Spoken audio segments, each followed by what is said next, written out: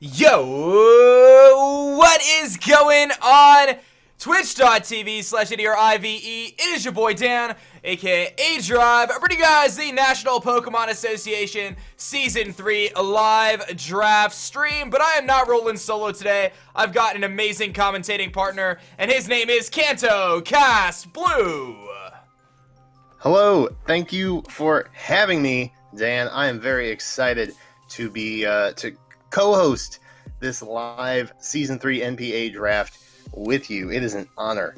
I am very hyped to have you too, man. We are going to be breaking down 11 rounds of 24 teams. Going to be picking out their teams for the NPA Season 3 draft right here, right now. We've got some amazing teams. We've got Gen 7. We've got the Kalos region. We've got the Alola region. We've got them all in between mixed in here for this draft. It is going to be absolutely wild. So I hope you guys are hyped here in the audience. Let me see some hype from all the aDrive army, and of course all the hype for all the coaches. Like I said, we have 24 teams. It's going to be a very, very long draft. Going to be very, very intense, and it should be quite a bit of fun, so I'm very excited about that. What are you most excited for right now, Kanto, as we head into this draft right now, man? I'm excited to see how we're going to use these new Gen 7 mons in a brand new way, because I know there are tons of hot new picks that a lot of people are waiting to get their hot little hands on, and it's going to be interesting to see how the Gen 7 mons can kind of blend with the past 6 generations of Pokemon that these players have been using for years. Yeah, that's definitely true. There's going to be a lot of hype towards a lot of the new Pokemon. We're going to see that new toy syndrome potentially coming through. We'll see how much people gravitate towards those new Pokemon, those new toys. Of course, a lot of people are going to be jumping towards the brand new Alolan Mons, but we're also going to see a huge mix of some of the previous Pokemon. Obviously, with 24 teams, 11 picks, that is a lot of Pokemon that are going to be drafted. We're going to be diving deep into the depths of the tier list here, and I think this is a great time for us to explain the tiering structure, guys. Very simply put, every coach will have to fill out the chart you see on the right-hand side of your screen. A Tier 1 Pokemon, a Tier 2, a Tier 3, 2 Pokemon in the Tier 4, a Tier 5 Pokemon, an S-Tier Pokemon, and then 4 free slots. So let me break that down for you guys really quickly. We have customized our tier list. It is not based on Smogon tiers. We have customized our tier list to fit what we consider to be the proper format here for the draft league. So we're going to be breaking things out. We have a specific tier list. Coaches are going to be required to fill out these requirements for each of the tiers, and the free slots, each coach will have 400 free points to draft in their free slots. Don't worry too much about all that stuff, guys. Just get excited for the picks to be rolling through. We're going to be going quick. We're going to be flying through all the picks here. Like I said, we have a lot of picks to go through. You're going to see your favorite coaches building out their awesome teams. Let me know in the chat, guys, who are you most hyped for this season? We've got a ton of amazing coaches, and I think this is a great time for us to shout them all out. We've got the Adelaide Umbreons, coached by Cressel Key. We've got the Chicago Cubs, coached by Galactic Elliott. The Colorado Rapidash, coached by Moonlight Swami. The Duke City Dublades by Skylar. Free State Torcats by my man Duncan Knee Deep. The Hampshire Haunters by Goffy's Enigma. My good friend Radioactive, coaching the Iowa Halucha. Jerry Oak is going to be the coach of your Los Angeles Landorus. We've got the T-Train coming through for the Leicester City PC.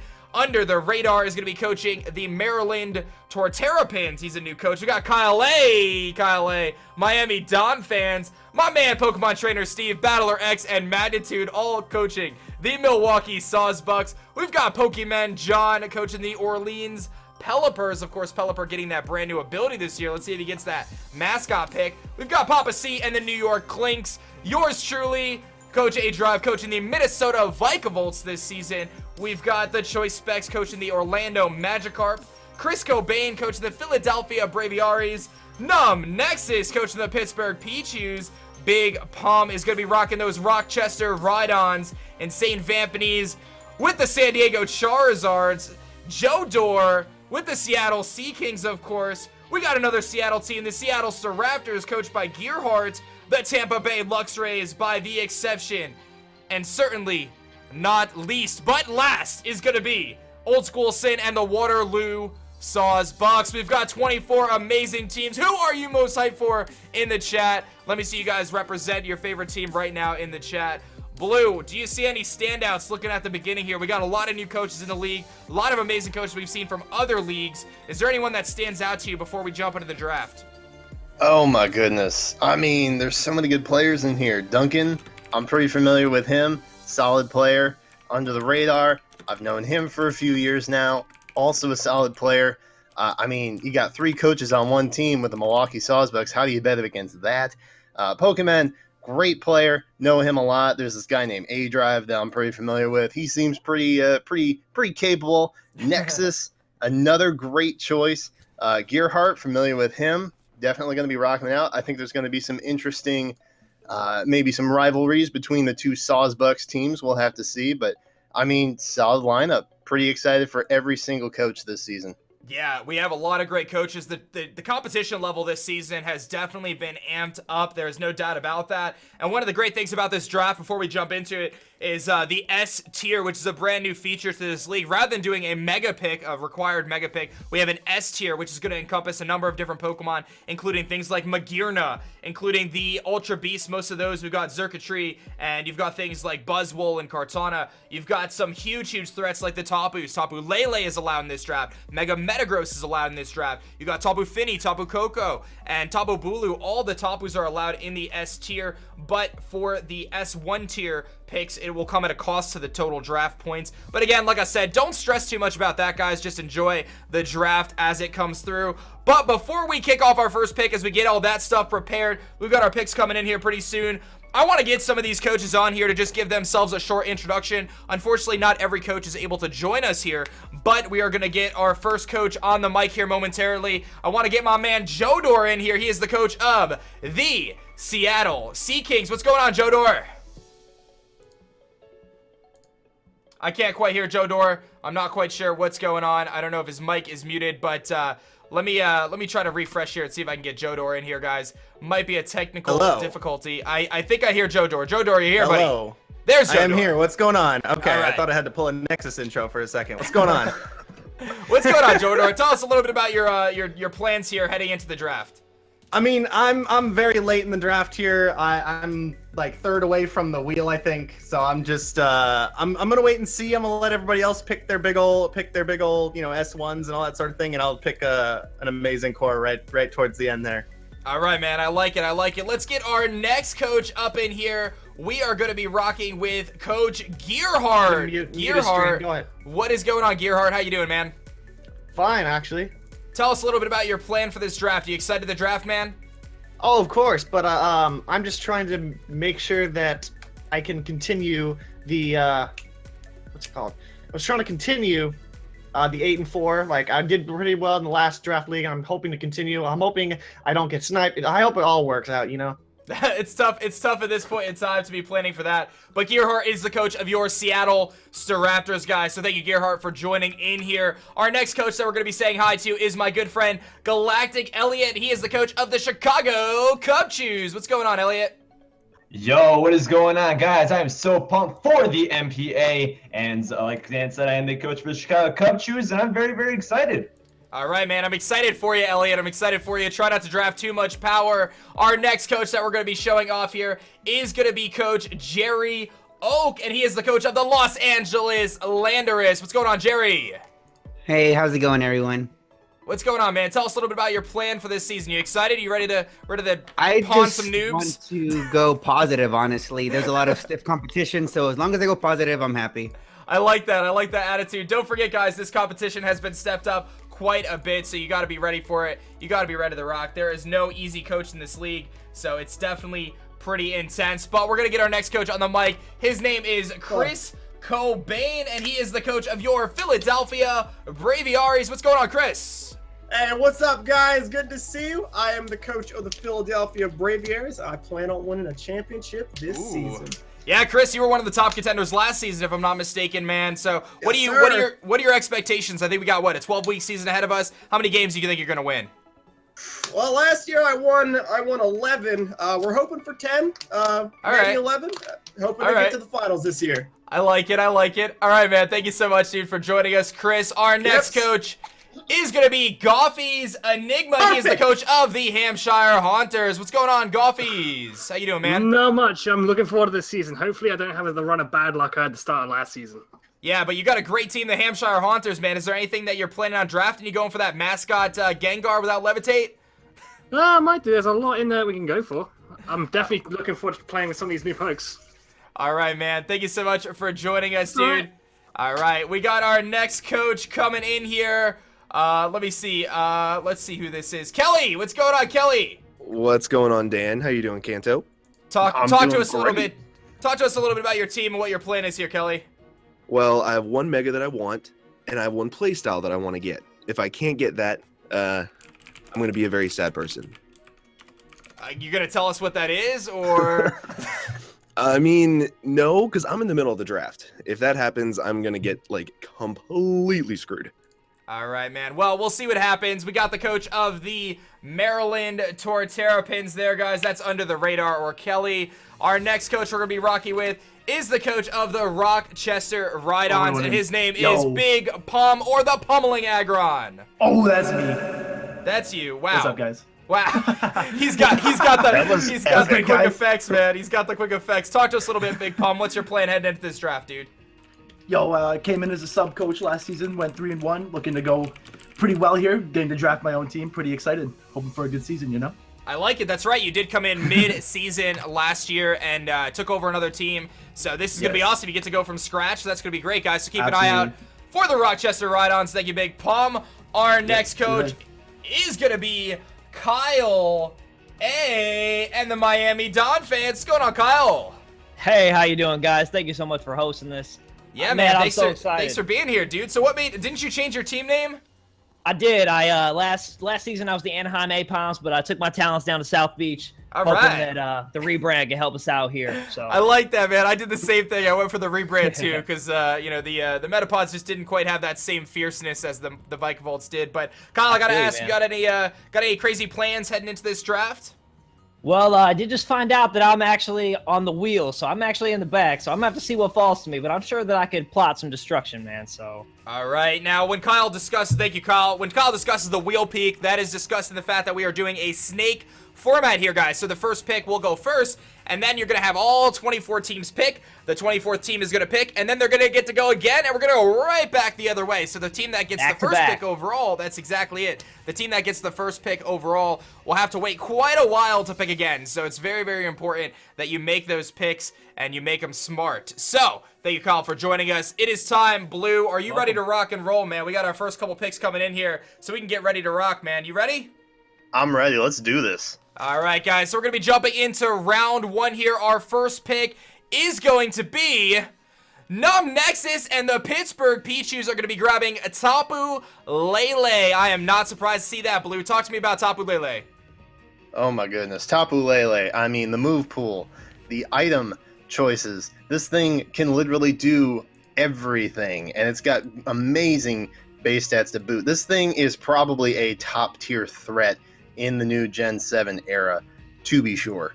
Yeah, there's no doubt about that. Tapu Lele actually is one of those Pokemon that has pretty much no switch-ins in the current format. I know Alolan Muck is a decent one, but in a League format where you can customize your moveset every single match or every single week, Lele is a threat to be reckoned with, especially with that terrain going up. But we got our next pick coming in from Cressel Key, the Adelaide Umbreons, grabbing that Ultra Beast, Celesteela. Talk about the bulk already, man. Jeez. Oh my goodness. I mean, who decided to give Skarmory amazing base stats and then Leech Seed? That's exactly what this thing is. I'm surprised to see this go. Not to mention a Moxie that can be customized to all your stats. This thing is an absolute monster. Obviously, we've seen it. I can tell you I've been seeing it in VGC quite a bit. This thing is an absolute beast. And you hit the nail right on the head. It's basically a Skarmory with Leech Seed, better stats, and the ability to basically have Moxie for all of its stats, which is pretty nuts, being able to benefit there. Our third pick, a little bit surprised, we're going to see the Seattle Staraptors and Coach Gearhart pick up Sylveon. Are you surprised to see Sylveon go as the third pick overall, Blue? Yeah, honestly, yes. I kind of am. But you know what? Sometimes coaches pick something that they're comfortable with, and that's going to help them in the long run. Yeah, now if I'm not mistaken, Sylveon did get a bit of a nerf this generation as they did nerf all the 8 abilities. So Pixelate, I believe, only boosts 20% now instead of 30. But nevertheless, Sylveon can be a tremendous wall breaker. I've seen it used very effectively in the past. I don't know if I would have banked it as a first round pick overall, but it is one of the top tier fairy threats in the format. So fairies will go really quickly, guys. So do not be surprised if you start to see those fairy Pokemon being taken. And speaking of fairies, we're going to see our first real good fairy here. No offense to Sylveon. I guess Lele too. Never mind. Forget I said anything. We got the T-Trade coming through. The Luster City Pokemon Club is going to be rocking Magearna, man. Oh my goodness. This thing is too scary. Yeah, this thing gets a chance to set up, and it may in fact be GG at that point. I have seen Magearna go so quickly in so many leagues. I'm not at all surprised to see this as a third pick or fourth pick. We're fourth. Yeah, I'm not at all surprised. Yeah, I'm not either, man. This thing is very versatile. Can run like an AV set. It's got a great special attack stat. But speaking of absolute monsters, Galactic Elliott comes through with his first pick. Why is this thing allowed? Mega Metagross. Oh my goodness, I can speak to Metagross. I had this in the league. I got over 35 kills with it in about, I don't know, 12 weeks of playing. This thing is absolutely insane. Who allowed this? Jodor! Did you make a mistake, Jodor? Who allowed this thing?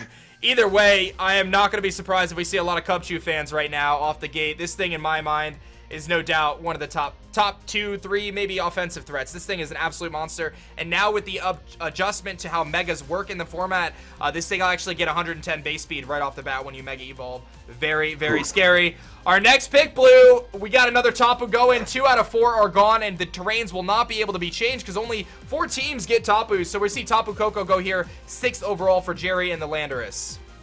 Talk about scary stuff. I mean, Tapu Koko coming in hot here. Really versatile in terms of being specially and physically offensive. Amazing base speed. This thing doesn't get outmatched by much of anything else aside from a few choice Scarf users, but this thing is definitely scary to go up against. Very scary. And don't forget, it does have the opportunity to run physical sets or special sets as we see more commonly, but it does have that big Brave Bird. The Orlando Magikarps with a pretty surprising pick here, 7th overall, going to be going with Dragonite. We're going to see the Orlando Magikarps pick up Dragonite here for their first overall pick, a tier 1 pick. Obviously, Dragonite is a huge offensive threat, especially with that ability protecting itself from harder hitting attacks like ice moves and things like that, allowing it to Dragon Dance up, potentially run some weakness policy sets. But I'm a little bit surprised to see Dragonite go first overall, but again, first in the first round. But again, some of these coaches, they're not going to be picky again for another 30 picks or so they really have to make their decisions and really be, concise about what picks they're going for.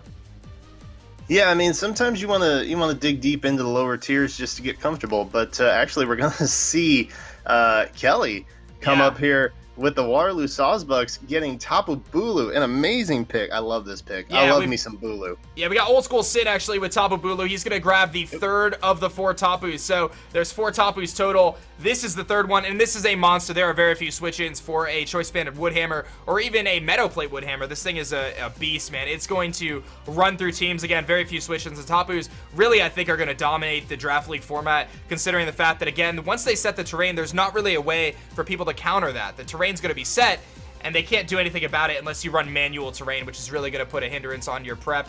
But we've got our next pick coming through, Chris Cobain. He's got the Philadelphia Braviaries, and he is going with a Mega pick here, the second Mega we see in the draft, Mega Scissor. What do you think about Mega Scissor going this early? I'm not. It's not that I don't like Mega Scissor, but I think there are some better possible Mega picks, especially in that S tier. But, Mega Scissor is not bad. It definitely checks a lot of those Tapus that we're going to see more frequently now, given how hot they are, how powerful they are. So, not a bad pick. Yeah, and I do want to make a note, guys. If a coach does draft a Mega Evolution, they do have to Mega Evolve on the first turn they send it in. Always are required to use the Mega Evolution, so he doesn't get Scissor and Mega Scissor. Simply Mega Scissor.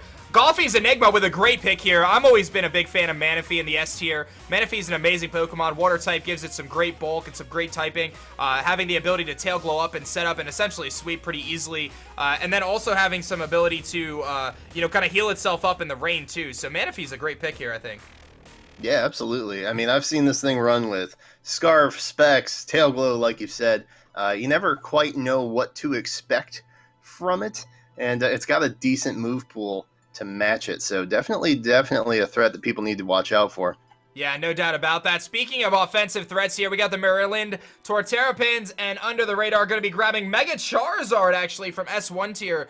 We've seen this thing be absolutely devastating in the League format. I'm a little surprised to see it go in the first round, though, due to that big 4-time stealth rot weakness that can't be avoided, but Charizard X has proven itself time and time again of being a monster threat.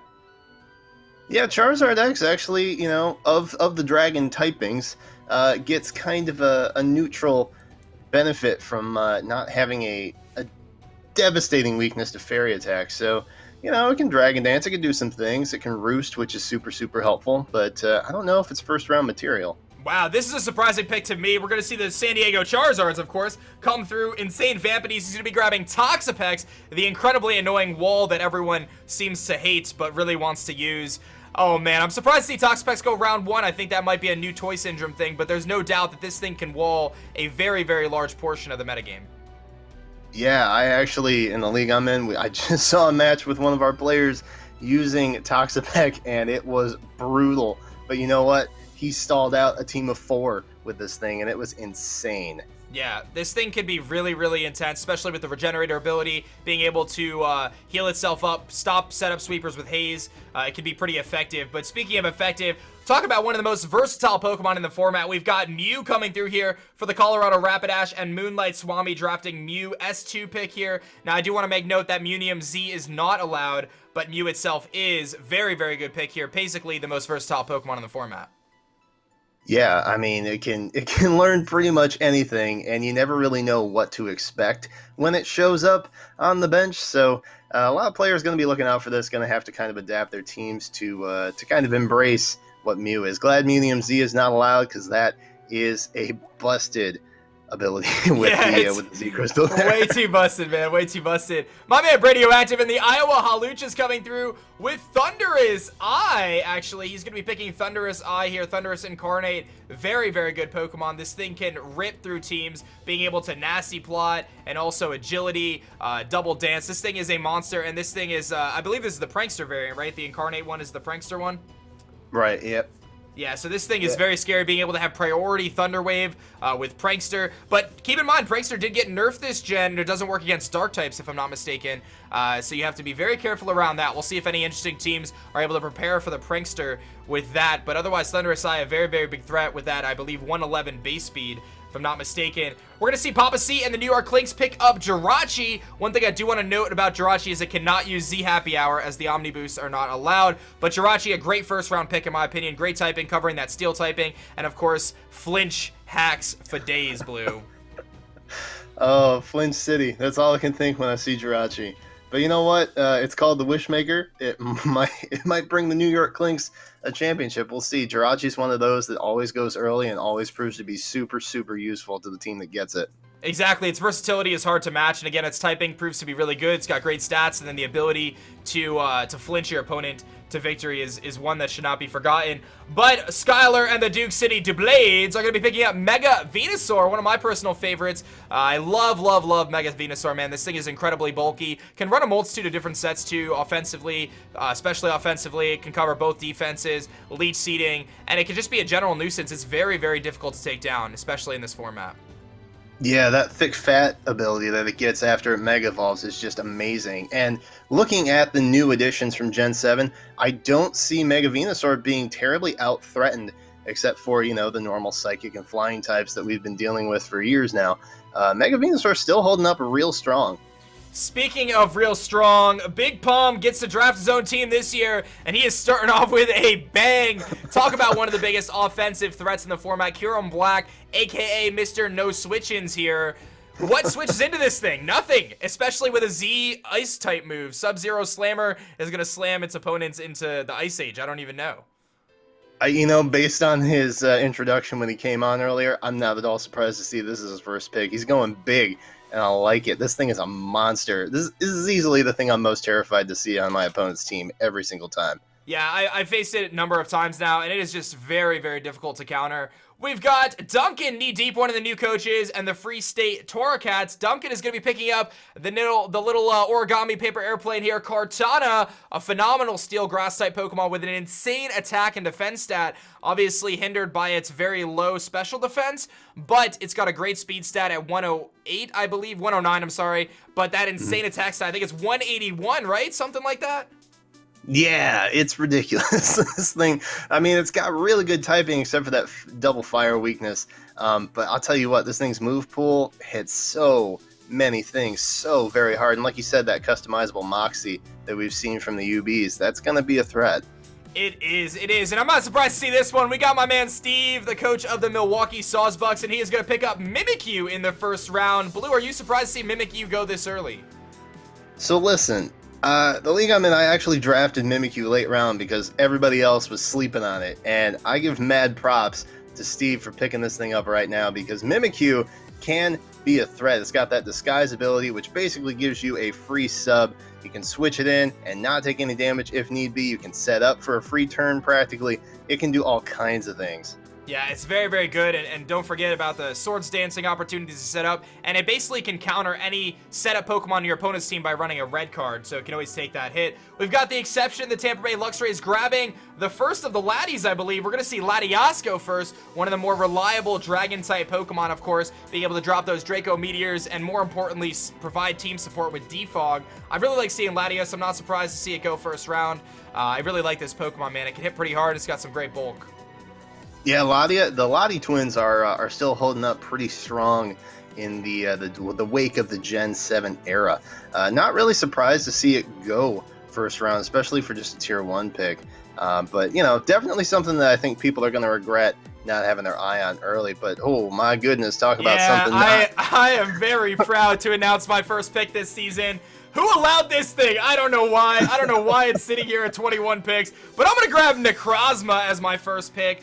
Necrozma is a phenomenal Pokemon with a great ability, Prism Armor, basically acting like Mega Aggron's filter ability. This thing can run Weakness Policy, it can run Autotomize, it can run all sorts of different things. It's a Stealth Rocker with reliable recovery. I'm very excited to have Necrozma on my team, man. Good Lord, Dan, did you want to give anybody a chance? Just coming out guns blaring like that. I had to, man. I had to. Necrozma is just, like I said, it's just way too powerful. But speaking of powerful and getting some buffs here, looks like Jodor is going to pick Pelipper as his first round pick. He's going to snag that right before the New Orleans Pelipper's pick, of course. We see Pelipper, obviously a rain setter, being able to use 100% accurate Hurricanes in the rain. Pelipper is kind of a threat, man. I'm excited to see how Jodor builds out a potential rain team as the picks kind of unfold here. Yeah, I've actually been using it on the rain team for VGC not too long ago, and Pelipper's good on a rain team, but it holds its own. Like you said, with that Hurricane now, super beneficial in the meta. You don't see many flying type attacks, and Pelipper definitely holds a crown when it comes to that. Yeah, no doubt about that. We're going to finally see the final Tapu drop here in the first round. Not surprising. Tapu Fini goes last, but I don't believe that you should sleep on Tapu Fini. This thing's ability, Misty Terrain, keeps it from being status, which is very, very good. That allows it to set up Calm Minds all day and not have to worry about Toxic. It's got a great move pool with some pretty good coverage, and you could definitely customize its EV spread to make this thing incredibly bulky and hit pretty hard as well. Yeah, I mean, talk about abilities. Misty Surge has got to be the better of the Tapus. It weakens Dragon-type attacks. It boosts Fairy-type attacks. This thing is like the Dragon Slayer. It actually doesn't boost Fairy-type attacks, I don't believe. Oh, it doesn't? Oh, no, man. it does not. But that's okay. It does weaken Dragon-type attacks and prevent any sort of status here. But the final pick we're going to see here from Kyle A and the Miami Don fans is going to be Tornadus Therian here. This thing works incredibly well in the rain. Otherwise, it proves to be a very, very good pivot Pokemon with that Regenerator ability. I've always been a pretty big fan of Tornadus T. Tornadus T is something that I don't terribly see all that often, but you know what? When it comes to show up, it comes to show up. That thing is an absolute monster. It gets that Regenerator ability, so a nice U-turner or for Switch Initiative, always nice to see on the team. All right, hold on. I'm just, we got the review here, Blue. Do you mind just taking a quick moment to look through this review and maybe give your thoughts as we get our first round concluded? I got to take care of a little technical issue here on the side. Give me one moment. Go ahead, Blue. Yeah, sure. So we've seen all of the Tapu go this first round. Not terribly surprising, honestly. A couple interesting picks with the Sylveon and the Pelipper. Not to say that Pelipper won't be good this time around, but first round, I'm not sure. We've seen Mega Scissor go. We've seen 2 of the Genies go. We've seen Celesteela. Oh man, talk about some broken picks. Let's talk about some broken picks real quick. We've got Celesteela, we've got Mega Metagross, we've got Dan's pick, Necrozoma, we've got Tapu Bulu, which is an absolute monster, Magearna. Oh my goodness, Kyurem Black. These players came to play. Oh no. We've also got some things like Kartana that have proven to be quite difficult to take down. The Toxapeck, which I'm sure people are scrambling right now to figure out how to break this absolute stall wall. And, Jirachi, Mega Venusaur, also very, very solid picks. Are they round 1 material? I guess we'll have to wait to find out. Yeah, very, very interesting stuff here. Who do you guys think in the chat got the best of round 1? Let us know what team you're feeling the most. And of course, this is a snake draft, so we're going to be going in reverse order. So Kyle A, who just picked Tornadus T, gets to go again. So let's jump into round 2. Are you guys ready for round 2? Looks like we're getting some of these picks in here, so we can keep rolling here with round 2. And I got to just take a moment here to shout out all the people behind the scenes. Jodor, everyone running the NPA behind the scenes. Got to shout out to my big, awesome mod squad for holding it down, helping us organize this event. You guys have been amazing, and thank you, Blue, for joining us here on the NPA draft stream. Just bear with us. Sorry if there's any technical difficulties, guys. We're trying our best to give this to you, and I want to let you guys know we are commentating this 1,000,000% live, so bear with us if there's any minor hiccups. But I think we're ready to jump into round 2, guys. I am very excited. I see my man Lord Envy is very excited as well. What's up, Envy? Let's do it, man. We're going to jump into round 2. Kyle A is going to be kicking things off, and he is going with Weavile as his first pick. Of course, tier 1, giving him 2 tier 1 picks, so he's going to jump that into the free slot there.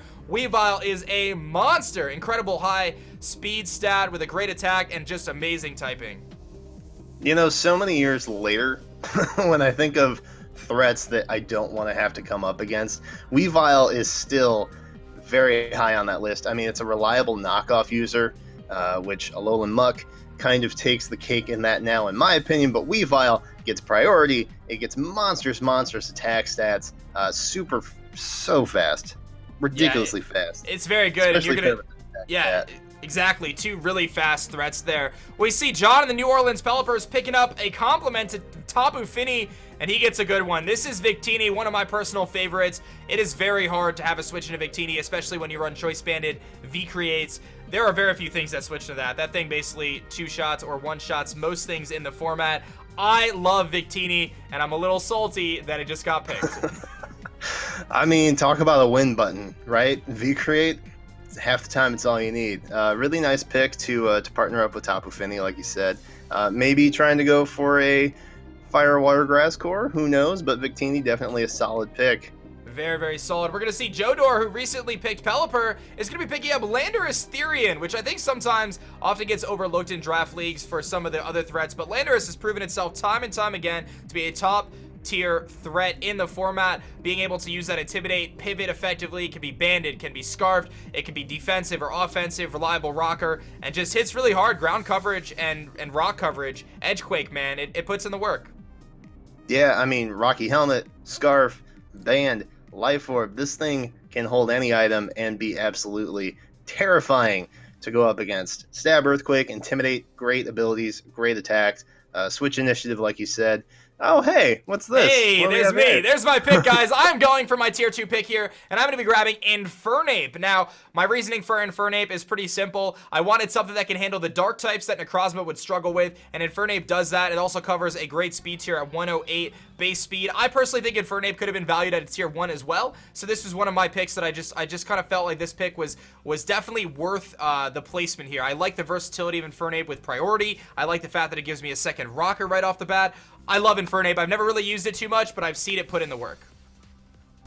Yeah, Infernape is very, very versatile. It's got fire fighting typing. It's got a lot of deep move pools. And so, speaking of something terrifying. Terrifying is right. We've got Ferrothorn coming in here for the exception and the Luxrays. And I see a Fairy Dragon Steel Core getting worked out here real quick. Latios and Ferrothorn pairing quite well together. Ferrothorn is a big defensive threat to deal with, being able to stack hazards and just cause all sorts of problems if you don't have a fire type.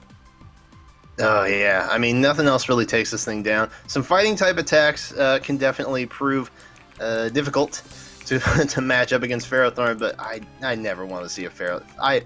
I'm seriously getting triggered right now from VGC last year. Ferrothorn is something I don't want to see. Oh, man, you want to get triggered? Talk about circuitry, man. This thing has an insane special attack stat. One of the hardest hitting electric types in the game, and it gets Tail Glow. Explain to me how that's fair. Why is that fair? Salzburg's coming out swinging right now. Good lord. saying. Circuitry I've used a little bit, actually. This thing is pretty monstrous, especially with a Choice Scarf and that Beast Boost. Yeah, it could be very scary, and it's funny seeing Steve grab the new toys there, Mimikyu and Circuitry in his first 2 rounds.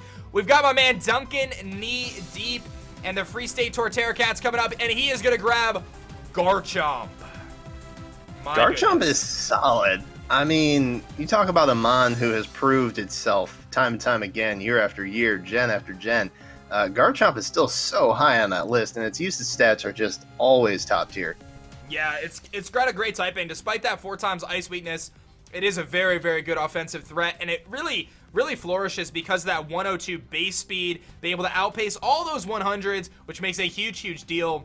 It really plays tricks on your opponent when it comes to the preparation side of things, because I've seen this thing wreck as a Scarfer, I've seen it wreck as with Swords Dance, and it can be defensive with Rocky Helmet and Rough Skin, so very good stuff there. The Rochester Rhydons and Big Palm actually picking big Mega Blastoise here in round 2. I'm a little surprised to see Mega Blastoise go in the second round, but this thing can be insane. I think if in the right hands, this thing can really rip through teams. Yeah, you know what? Mega Blastoise is a really good spin blocker. If you think about it, gets that boosted Dark Pulse for Ghost types that would normally be able to block its Rapid Spin. So definitely a decent defensive pick, but can also be built pretty offensively in League format. So, you know, like you said, kind of surprising to see round 2, but not a bad pick by any means. Yeah, and again, like I said, with 24 teams, it is very challenging to make the picks that you want to make without being sniped. So keep that in mind as we go through this draft here.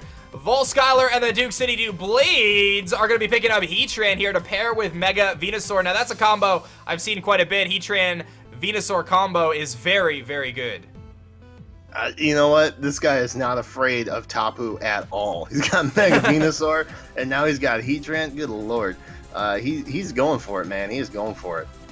Yeah, Heatran has always been one of the top tier threats in the format. Obviously, having Flash Fire is really nice. Being able to set up Stealth Rocks as well. And honestly, this thing's just really bulky and can hit pretty hard too. So definitely a big threat. We're going to see the New York Clinks and Papa C grab Zapdos here. Now, Zapdos is a very interesting threat. Being able to defog obviously gets access to Pressure and Static, I believe now, its new ability, which is quite nice. And otherwise, it could just prove to be a really big offensive threat too. You can't sleep on its offenses. No, I mean, and defensively speaking, now that it's got that static ability, you want to see a Rocky Helmet static Zapdos? No, sir, not I. I don't want to go up against that. And this thing can, you know, Volt Switch, Tailwind, it can do all kinds of things to help out its team. Yeah, exactly, and its typing is one that is very difficult to deal with. Flying and Electric is very good, really only having just a handful of weaknesses. But we're going to see Radioactive with a very surprising pick here in round 2. We're going to see Bruxish, a tier 3 pick, I believe our first tier 3 to fall. Bruxish is going to go for Radioactive. What do you think about Bruxish going in round 2 here? Oh, I'm confused. And I don't mean that disrespectfully.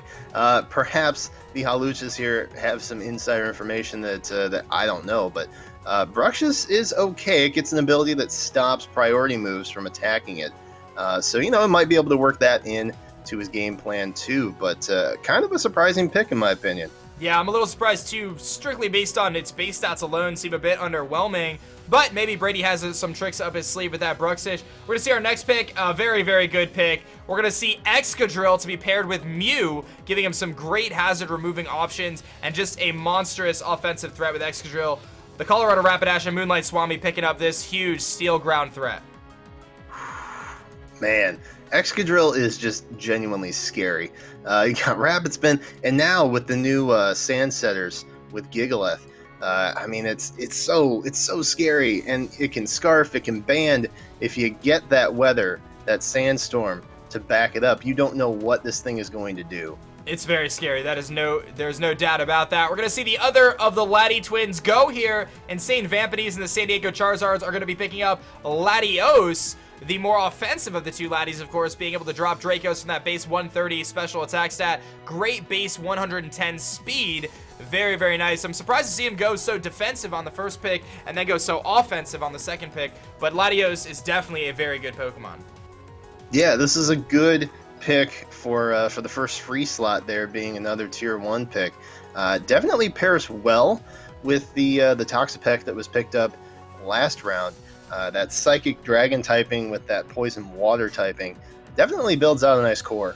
That's true, and don't forget that, as I think you were alluding to, the Levitate on Latios protects it from those ground-type moves that Toxapex otherwise would be scared of. Under the radar, the Maryland Torterra Pin is going to be grabbing Skarmory here to perhaps help with those hazard issues that Mega Charizard tends to present, being able to not only set a ton of hazards, but remove them away with Defog. This thing is a monster with an insane 140 base defense stat.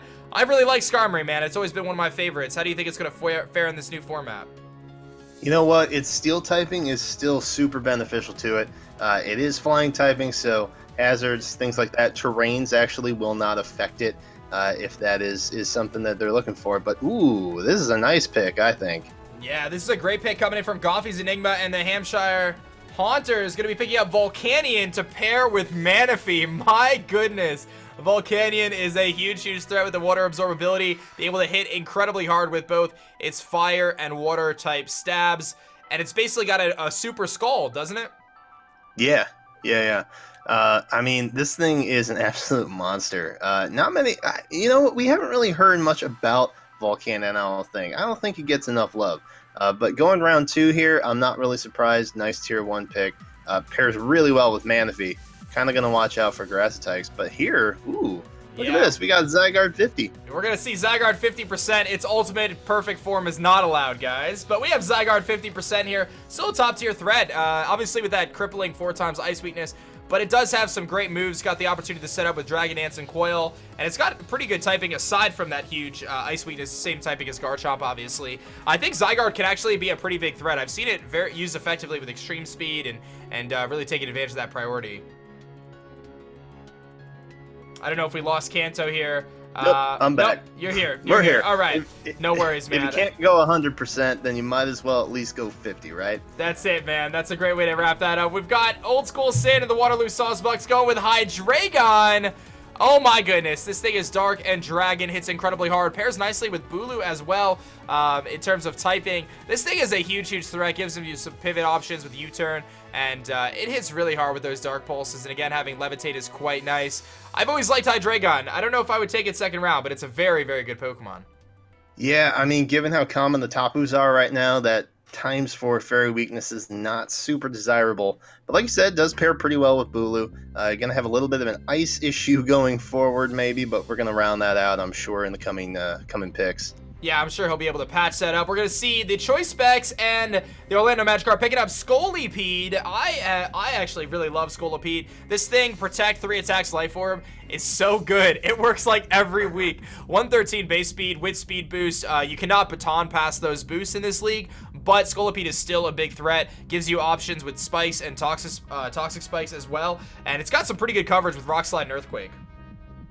Yeah, if you guys want to see something live a Woodhammer from Tapu Bulu, and I'm speaking from experience on this, unfortunately, go calc Scolipede. I mean, that thing counters Bulu, just speaking about Bulu in the previous pick, so well. Nice pick. Definitely a nice pick. And talk about some hazard removers here. We're going to see Jerry Oak and the Los Angeles Landers pick up Starmie here. I think Starmie lately has been kind of forgotten a lot of the time, but it's a very viable pick, being 115 base speed, which is very critical in this format. Having pretty good coverage options as well. Some pretty decent abilities as well. And obviously its key is the ability to rapid spin.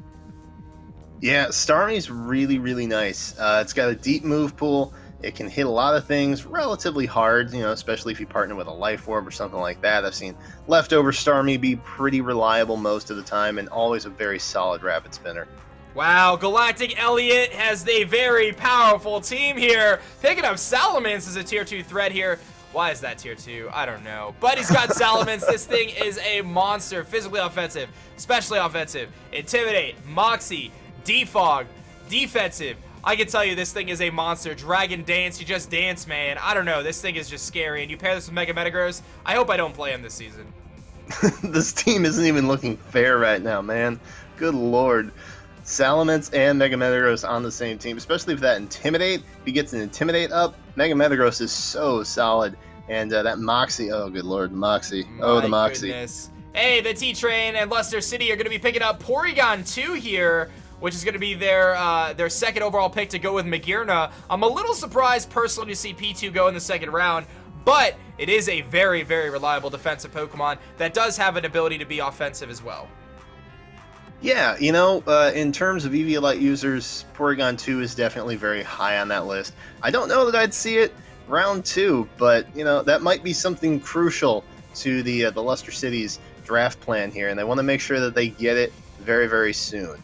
Yeah, that's true, and there could be some potential Trick Room options there that we see. Our next pick is going to be the Seattle Staraptors and Gearhart here. He's going to be picking up Hippowdon. Hippowdon is going to be his pick. I do have to let you guys know that we have a small error on the display here. The Sylveon should be displayed as Tier 1. Hippowdon would fall into the free Tier 1 slot. But Hippowdon, a great stand setter, great Stealth Rock user, and has the ability to whirlwind opponents out and really do some serious phasing. Yeah, Hippo is fat, man. I mean, if you want a nice, decent wall that can do some stuff too, Hippowdon is a very good pick. It does get that Sandstorm ability, so, you know, it can chip down opponents as well while it just kind of stays there and does its thing. Yeah, not to mention its reliable recovery, which I think is one of the things that makes it stand out incredibly well. We're going to see a Fairy get paired up here for Crystal Key and the Adelaide Umbreons, pairing up with that Celesteela. This is starting to look like a scary squad here. Azumarill and Celesteela, my goodness, Azumarill is a big, big offensive threat. Yeah, I mean, Azumarill is still one of my favorite picks in this format, to be honest. It can still, you know, the belly drum is always threatening. It's like Tail Glow, but for on a whole different level. With priority, and, too. Yeah, exactly. Absolutely a monster, despite being around for years now. Yeah, Azumarill definitely can put on some pressure, and I've even seen defensive sets too with Sap Sipper, so you can get really creative in League. But the final pick for our second round here, pairing up Tapu Lele with a Scissor. I'm so scared to face Numb Nexus. Yeah, the only thing I think he's going to want to watch out for is with Tapu Lele's ability, it blocks the priority moves. So Yeah. Bullet Punch maybe not going to be super helpful here, but Scizor is still just an absolute monster. But Assault Vest Scizor is one of my favorite sets to date. Yeah, Scissor is so good, being so versatile. I've seen it run Scarf, I've seen it run Ban, I've seen it run a Life Orb and do all sorts of things in between. So here we are wrapping up our second round of the NPA draft. Some pretty good teams. To me, the standouts have to be Galactic Elliot. His Salamence Mega Metagross is just incredibly scary. I don't even know how that's a thing. I'm so nervous for that. And I don't want to sleep on the New Orleans Pelipper's too, grabbing Tapu Fini and Victini. Very, very good stuff there. Any big surprising picks to you in this round that you maybe were a little surprised to see, Blue? Still the Bruxious. I'm confused about the Bruxious. Not that, you know, listen, I don't know a whole lot about Bruxious. I want to learn. I want to be taught. I want the Haluchas to teach me this season, because I'm a little confused. I'm a little confused too, but I think we're just about ready to jump into round 3, guys. What team are you liking the most right now? Let me know in the chat. If you are brand new to the stream, definitely make sure you guys hit that follow button if you haven't done so yet. We're going to be running this draft here for the next couple hours, going through all 11 rounds, 24 teams, and it has been pretty exciting so far. We're going to be kicking round 3 off here with Numb Nexus, who just picked up Scissor and Tapu Lele. It's going to be interesting to see what he decides to pick here going into round 3. Are you guys ready to rock into round 3? Let's see some hype in this chat. Blue, is there anything that you think might be a standout here in round 3? Is there anything that you're surprised hasn't been picked yet? Or anything you're expecting to go pretty soon? I'm actually a little surprised that we haven't seen as many Megas go just yet. I think we've only seen maybe a handful, 2 or 3. Yeah. But the ones that have gone, Maybe Metagross is no surprise at all. I've used that thing before, and it's absolutely monstrous. But the other couple that went, Mega Venusaur, very solid. But Mega Blastoise, I don't know. Of all the Mega picks, that's kind of surprising to me. Yeah, there's still quite a few great options left in terms of the Megas. Talking about things like, Mega Sableye is still an option. You've got Mega Gyarados, Mega Zam, Mega Absol, which I think could be really, really effective in this format, being able to jump up to that the 115 speed right away. So there's quite a bit of options there. So I wouldn't be surprised if you see some of those Megas go here. But we are ready to jump into round 3. Numnext is going to be kicking us off here for round 3. And he is going to be picking up a regenerating monster that is Tangrowth at his tier 3 pick here. And again, don't forget, Numnexus won't be able to pick again for almost 50 picks, so he's really got to make this one count. He's going to go with Tangrowth. Yeah, you know what? Tangrowth is still pretty darn threatening. Crazy defense stat, regenerator, like you said. It can use things like Sleep Powder. It does get that ability to do so. So, not a bad pick, especially for Nexus's team there. It's got a nice little core developing there. Yeah, I definitely like it, and I really like running this thing with Assault Vest. It's always been one of my sets because it's got such great defensive capabilities. Special defense is a little bit lacking, but we're going to see the Adelaide Umbreons with a bit of a surprising pick here, I have to be honest. We're going to see Salazzle come through as their next pick, the Poison Fire. Fast little monster here. What do you think about Salazzle coming through? Yeah, I mean, it's a little bit of a glass cannon, albeit, but it gets things like Fake Out now, which are kind of useful. It can poison super bulky steel types like Celesteela, which isn't necessarily a concern for the Umbreons given that they have it. But maybe this was a pick so that no one else could take it, so we could just let Celesteela run rampant.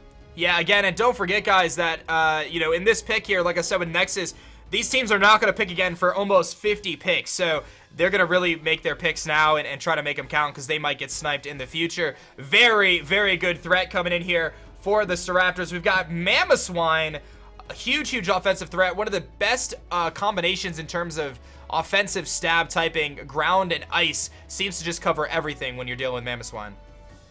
Yeah, I mean, its move pool is very similar to Weavile's with the Icicle Crash and the Ice Shard. Ice Shard is so good. It's got great base power and priority to boot. Mamoswine is just an absolute monster, to be perfectly honest. Life Orb Mamoswine it will wreck lives. Perhaps that Mamoswine pick inspired this next one. We've got another similar like animal. We've got a Donphan coming through here. Very reliable Rapid Spinner. Also gets Ice Shard.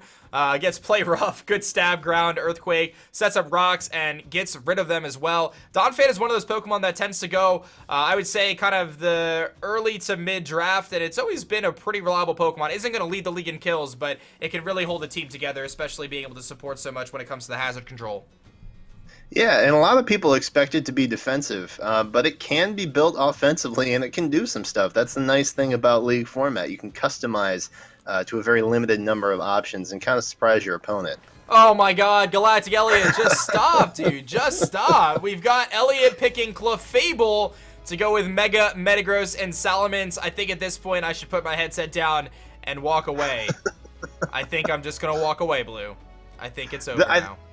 This is the draft form of just dropping the mic, I think. Because this team is not fair.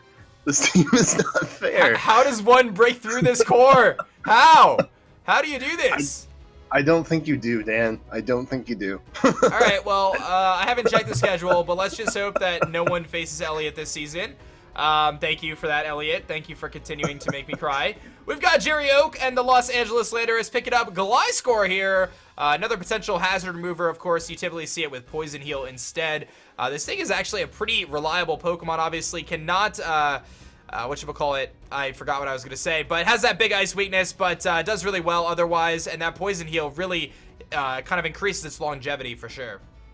Yeah, I mean, it's got access to Roost, which kind of takes away part of that weakness, but, overall, special defense aside, a great physical wall, definitely, definitely does a lot of stuff. Sets up hazards, get rid of hazards, good recovery.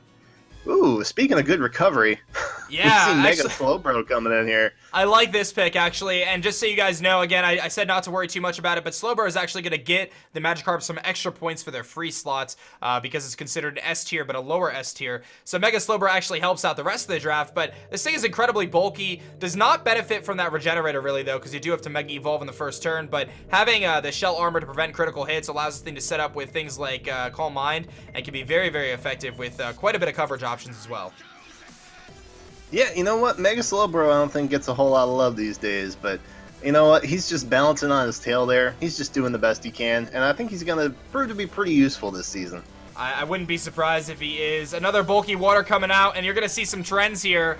You see Milotic coming through here for the old school Sin of the Waterloo Sawsbucks, pairing that up with his Tapu Bulu and his Hydreigon. Milotic has reliable recovery through Recover. Also could stop setup sweepers with Haze, and has some pretty good options offensively. Not to mention, don't sleep on competitive as a way to stop Intimidate users as well. I mean, I have used Melodic for years now, and I'm talking literal years. This thing can be built so defensively customizable, it is gross. This thing can live so many things, especially if you pair it with Citrus Berry or Mega Berry. Melodic can do a lot. Don't sleep on Melodic. Do not sleep on that. We've got Thunderous Therian coming through here, I believe. There might be a typo on the slide here, but we've got Thunderous Therian coming in with Zygarde and Mega Scizor. Now this one has, I believe, what, 101 base speed? This one has an insane 145 special attack with Volt Absorb, if I'm not mistaken. Yeah, Thunderous Therian is, you know, maybe not my preferred Thunderous, but it is a Genie. Genies win championships. That's all there is to it.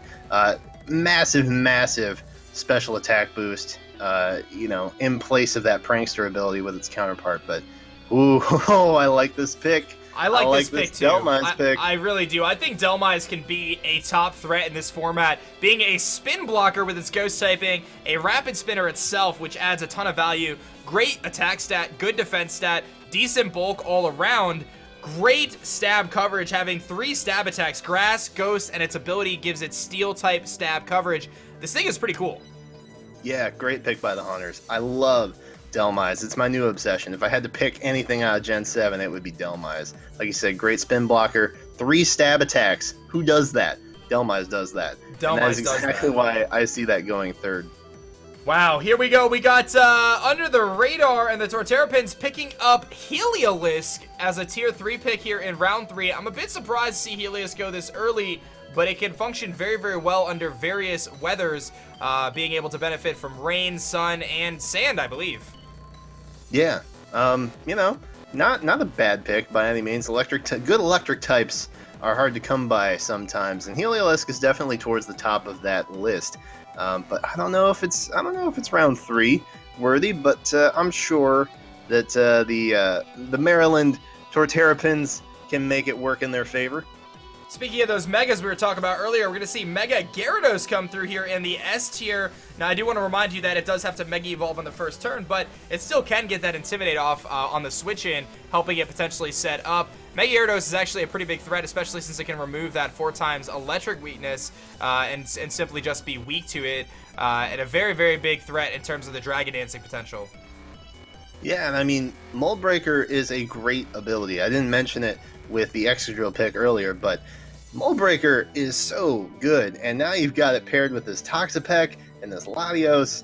Oh my goodness, just there's so much bulk over here. It's kind of crazy. Oh my goodness. Anyway, it's time for lunch. We got Rotom Heat coming through. Rotom Heat, a very, very good, you know, Volt Switcher, of course. Has that Stealth Rot weakness, which I think kind of sets it behind some of the other Rotoms. So I'm actually surprised to see Rotom Heat go before Rotom Wash. But again, this is a tiered structure. So what do you think about Rotom Heat going here in the third round?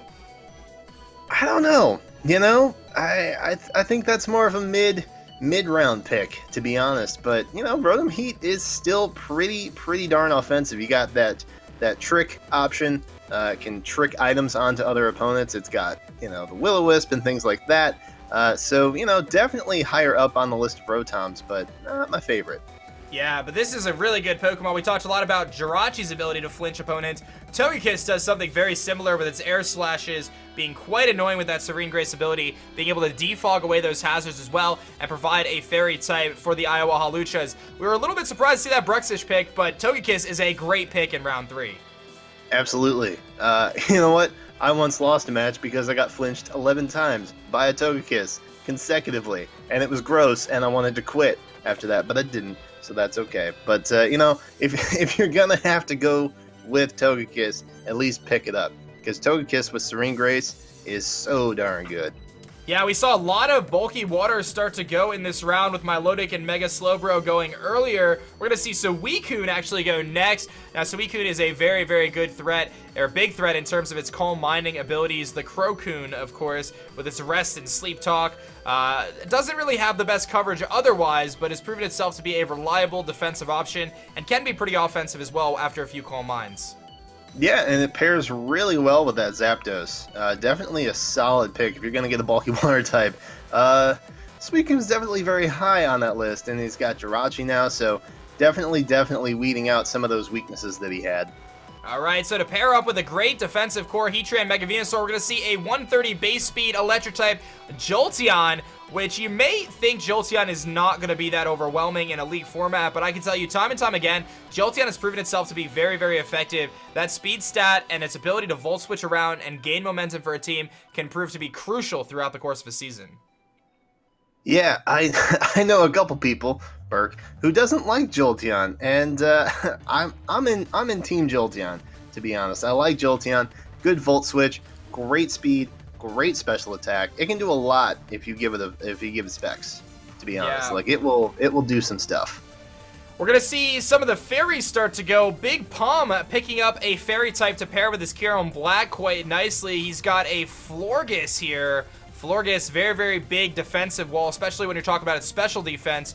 Has a decent offensive presence, got some great coverage in terms of fairy coverage, can run some grass coverage, but definitely lacks a little bit there. But it does have the ability to be, I believe it gets Wish, and can also provide cleric support with aromatherapy.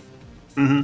I love this pick because you go big with Kyurem Black and then Mega Blastoise, 2 giant Pokemon, right? And then you get this teeny tiny little flower fairy. I love it. I picture it in the lineup, and it makes me so happy. We see Duncan knee-deep in the Free State Torcast picking up a Alolan Muk, which has taken the competitive battling scene by storm with 2 insane abilities in terms of single battles. You've got your Gluttony with those Mega Berries can prove to be very effective, and Poison Touch, which is probably going to be more widely used in this singles format. Obviously, being able to knock off and Poison Jab. Man, Alolan Muk is scary. Yeah, I've been using Muk in pretty much every format, VGC League, singles, whatever. I call it the Tapu Slayer. This thing will, if you don't have a Tapu on your team, get Muk and you won't have any concerns at all. Speaking of a new pick, we're going to see Silvally come in here with the Sawsbucks. Yeah, just to clarify on this pick, the Milwaukee Sawsbucks do take Silvally, but based on the league rules, he can only choose one type of Silvally. And if I'm not mistaken, I believe Magnitude has indicated he is going to be using normal Silvally, so he's not going to be using the plates. So just to clarify, Silvally cannot have those plates, but it's still a pretty decent offensive Pokemon, even staying just a normal type. Steve's got all the new stuff, man. Look at this. Silvally, Mimikyu, Xurkitree.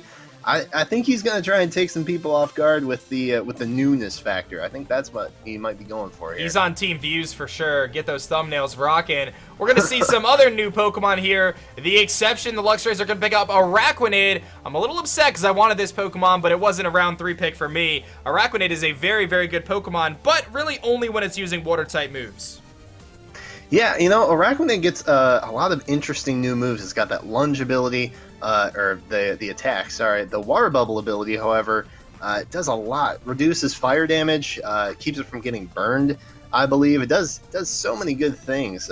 Speed is a little undesirable, to be honest, but this Itsy Bitsy Spider is definitely going to wreck some lives, I think. Yeah, Choice Band Araquanid is no joke. Here is my 3rd pick overall. I'm going to be grabbing one of those fancy new toys, and that is going to be Alolan Ninetales. I'll be honest, 3rd round for Alolan Ninetales did seem is a bit early, but I really want this Pokemon. It gives me a Fairy type, gives me 100% accurate Blizzards, and most importantly, it gives me Aurora Veil, which is Reflect plus Light Screen for as many turns as I would like if I use Light Clay, man. I love Alolan Ninetales.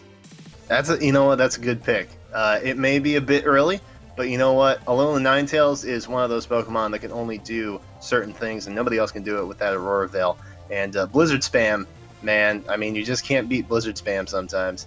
Yeah, not to mention its ability to run Freeze Dry, Moonblast, things like that. Our next pick coming through here is going to be Jodor and the Seattle Sea Kings, grabbing Rotom Wash to pair with Pelipper and Landorus T. Rotom Wash is a very, very good Pokemon, incredibly reliable, typically pretty predictable, but does its job incredibly well. Yeah, I was actually surprised to see Rotom Heat go before Rotom Wash, because I feel like Rotom Wash is just the more common, reliable, popular pick with that Levitate. Pairs well with that water and electric typing. But Rotom does Rotom things, and Rotom Wash does them exceptionally well. Yeah, let's talk about Jodor's EQ switch-ins, everything. We've got John and the New Orleans Pelipers. I know this is one of his favorite Pokemon, and that is Raikou, the electric monster, which I think gets overshadowed by a lot of things lately, but this thing is still a huge threat. It could be AV, it could be Calm Mind. It's got decent coverage with Thunderbolt, Volt Switch, Shadow Ball. You can run Extra Sensory and obviously Hidden Power, so it's got some pretty good options there. It's got some pretty nice natural bulk, too. This team is shaping up pretty darn nicely. The Pelipers are definitely building a solid offensive team. I don't know, with that Victini and that Raikou, That's scary. I would not want to I would not want to play this team, man. I wouldn't either. We've got Kyle A rounding out the third round here, and he is going to pair that Tornadus up with some rain so he can hit those 100% accurate Hurricanes. Politoed going to be the final pick here in round 3. That's a nice pairing with Tornadus. And Weavile coming in too with this team. Definitely nice. Definitely helps pair things out. Yeah, no doubt about that. And definitely one of the best rain setters in the format, of course. Here we got our review here for round 3. Some pretty good picks we saw coming through. Some of the standouts to me, I really love the Delmise pick from Gothies. I think Delmise is going to be a great pick, but I really think that standout has got to be Galactic Elliott and the Chicago Cubchoo's rocking Clefable, Salamence, and Mega Metagross. I mean, I don't know how you could have a better first 3 rounds in a draft. Yeah, no, you've got the core. You've got probably the 3 best mons for that core, pending the typing with the drag type. But oh man, Alolan Muck though. I really like the Alolan Muck pick. I love the Delmise pick. I'm definitely in Team Delmise, as you guys know. Some interesting picks though with the Mega Gyarados and the Mega Slowbro going this turn. There's one Mega that I have yet to see, and I'm kind of surprised that no one's picked up Mega Lopunny yet. It's not allowed because its Megastone isn't in the format yet. Oh, really? All right. Yeah, well, we are limited in terms of the megas. You can only, because of when the draft is happening. Pokemon has announced that they are going to be releasing the other Megastones over the next few months, but we can't really count on that. So we have to rely on the only megas that are allowed in the Alola region as of right now. So you're not going to see any Lopunnies, unfortunately, or Mega Beedrills, which would have been a nice one, but that's okay. Well, that hurts my heart, but you know what? This draft makes a lot more sense now. There you go. So there you go. All right, so we're going to jump into round 4, guys. Kyle A is going to be kicking things off as he has the wheel. So let's see what Kyle A is going to pick. I think we're ready to rock round 4. Let's jump into it. Kyle A is going to be picking up Roserade to kick things off here. Remember, he just picked up Politoed to end round 3. And we are kicking off round 4 with a little bit of a bang here with Roserade. Yeah, you know what? He's rounding out the weaknesses. Because, before this, we had kind of an ice weakness, so we picked up Politoed. Before that, had kind of a fire weakness. So, Politoed's definitely proving to be, I think, a nice round-out addition to this team, especially with the pickup on Roserade. Roserade's not bad. I don't know if it's necessarily round 4 material, but still a really solid pick with the Poison Grass typing. Yeah, and again, we mentioned not being round 4 material, but there is a long way to go now for Kyle to pick again, about 50 picks until he gets to go again. So we're going to see John and the New Orleans Pelipers got a very good team, probably one of my favorites at this point in time, picking up Decidueye, one of those new toys, being able to defog, has some priority, decent offensive stats, but I think a lot of people were disappointed when they saw this thing's stat distribution when it was first revealed. Yeah, I mean, it could have been better, right? And Decidueye isn't as flashy as maybe the other final evolutions of the starters, but its typing is kind of interesting with the Ghost Grass. Definitely outclassed by the other starters, but it gets some decent moves. The base stat distribution, like you said, not great, but still, could prove to be pretty handy. Ooh, one of my favorites here. We got Mega Sableye Jodor grabbing it, so I can't. Pretty much. We got Jodor grabbing Mega Sableye. Now, Mega Sableye did get a bit of a nerf in this gen with Prankster not being as good, but he's going to be forced to Mega Evolve on the first turn either way. So Mega Sableye still a top threat, being very, very bulky and preventing those hazards in pretty much any status from being set up. Yeah, Mega Sableye is so good. Does a lot of things. You have proven that it's pretty darn effective in League format, to put it lightly. And partnered with the team that it's got so far, I think it could be pretty darn interesting. Here we go for my 4th pick overall. I'm going to grab Crocodile here, which is a tier 3 pick. It'll go into my free slots here. And I've always liked Crocodile, man. It's got 2 great abilities with Intimidate and Moxie. Being able to, you can run like Scarf Crook. It also gives me a 3rd Stealth Rocker, which is quite nice. And that great ground type stab. And again, I felt like I wanted to pair this with Necrozma because its dark typing really helps out against Necrozma's issues against other dark types and psychic types specifically. So I felt like Crocodile was going to really fit with those two, with the rest of the team pretty well. Yeah, I mean, its abilities are on par with Salaman's, to be honest. He's got the Moxie, he's got the Intimidate. Not a bad pick. Well done, Dan. All right, thank you. We got the Tampa Bay Luxrays and the exception picking up Hitmon top here in T4. We're going to see some of these rapid spinners start to go pretty quick, I think, as people start to scramble for those. Hitmon top, really cool Pokemon. A little bit lackluster in terms of its offenses, but it does have Intimidate, does get Technician, and can get off a rapid spin most of the time. I've never had much success with it, but what do you think about Hitmon top, Blue? I mean, Hitmontop has been a little more popular. I know in my scene with VGC, it won a world championship. There's a reason why it can be picked up. So I think in League format too, it can be pretty useful. I have never had much success with it like you, but that could change here. Again, we're talking about the fact that you're going to see some of these hazard removers start to go. We've seen a lot of them go already. Magnitude picking up something that's not Gen 7. He is going with Celebi to work with his Silvally, Mimikyu, and Xurkitree. The first non-Gen 7 pick. I like it. Celebi is cool. It can do a lot of things. That even base 100 stat distribution. Again, another mon that I've not had a whole lot of personal success with, but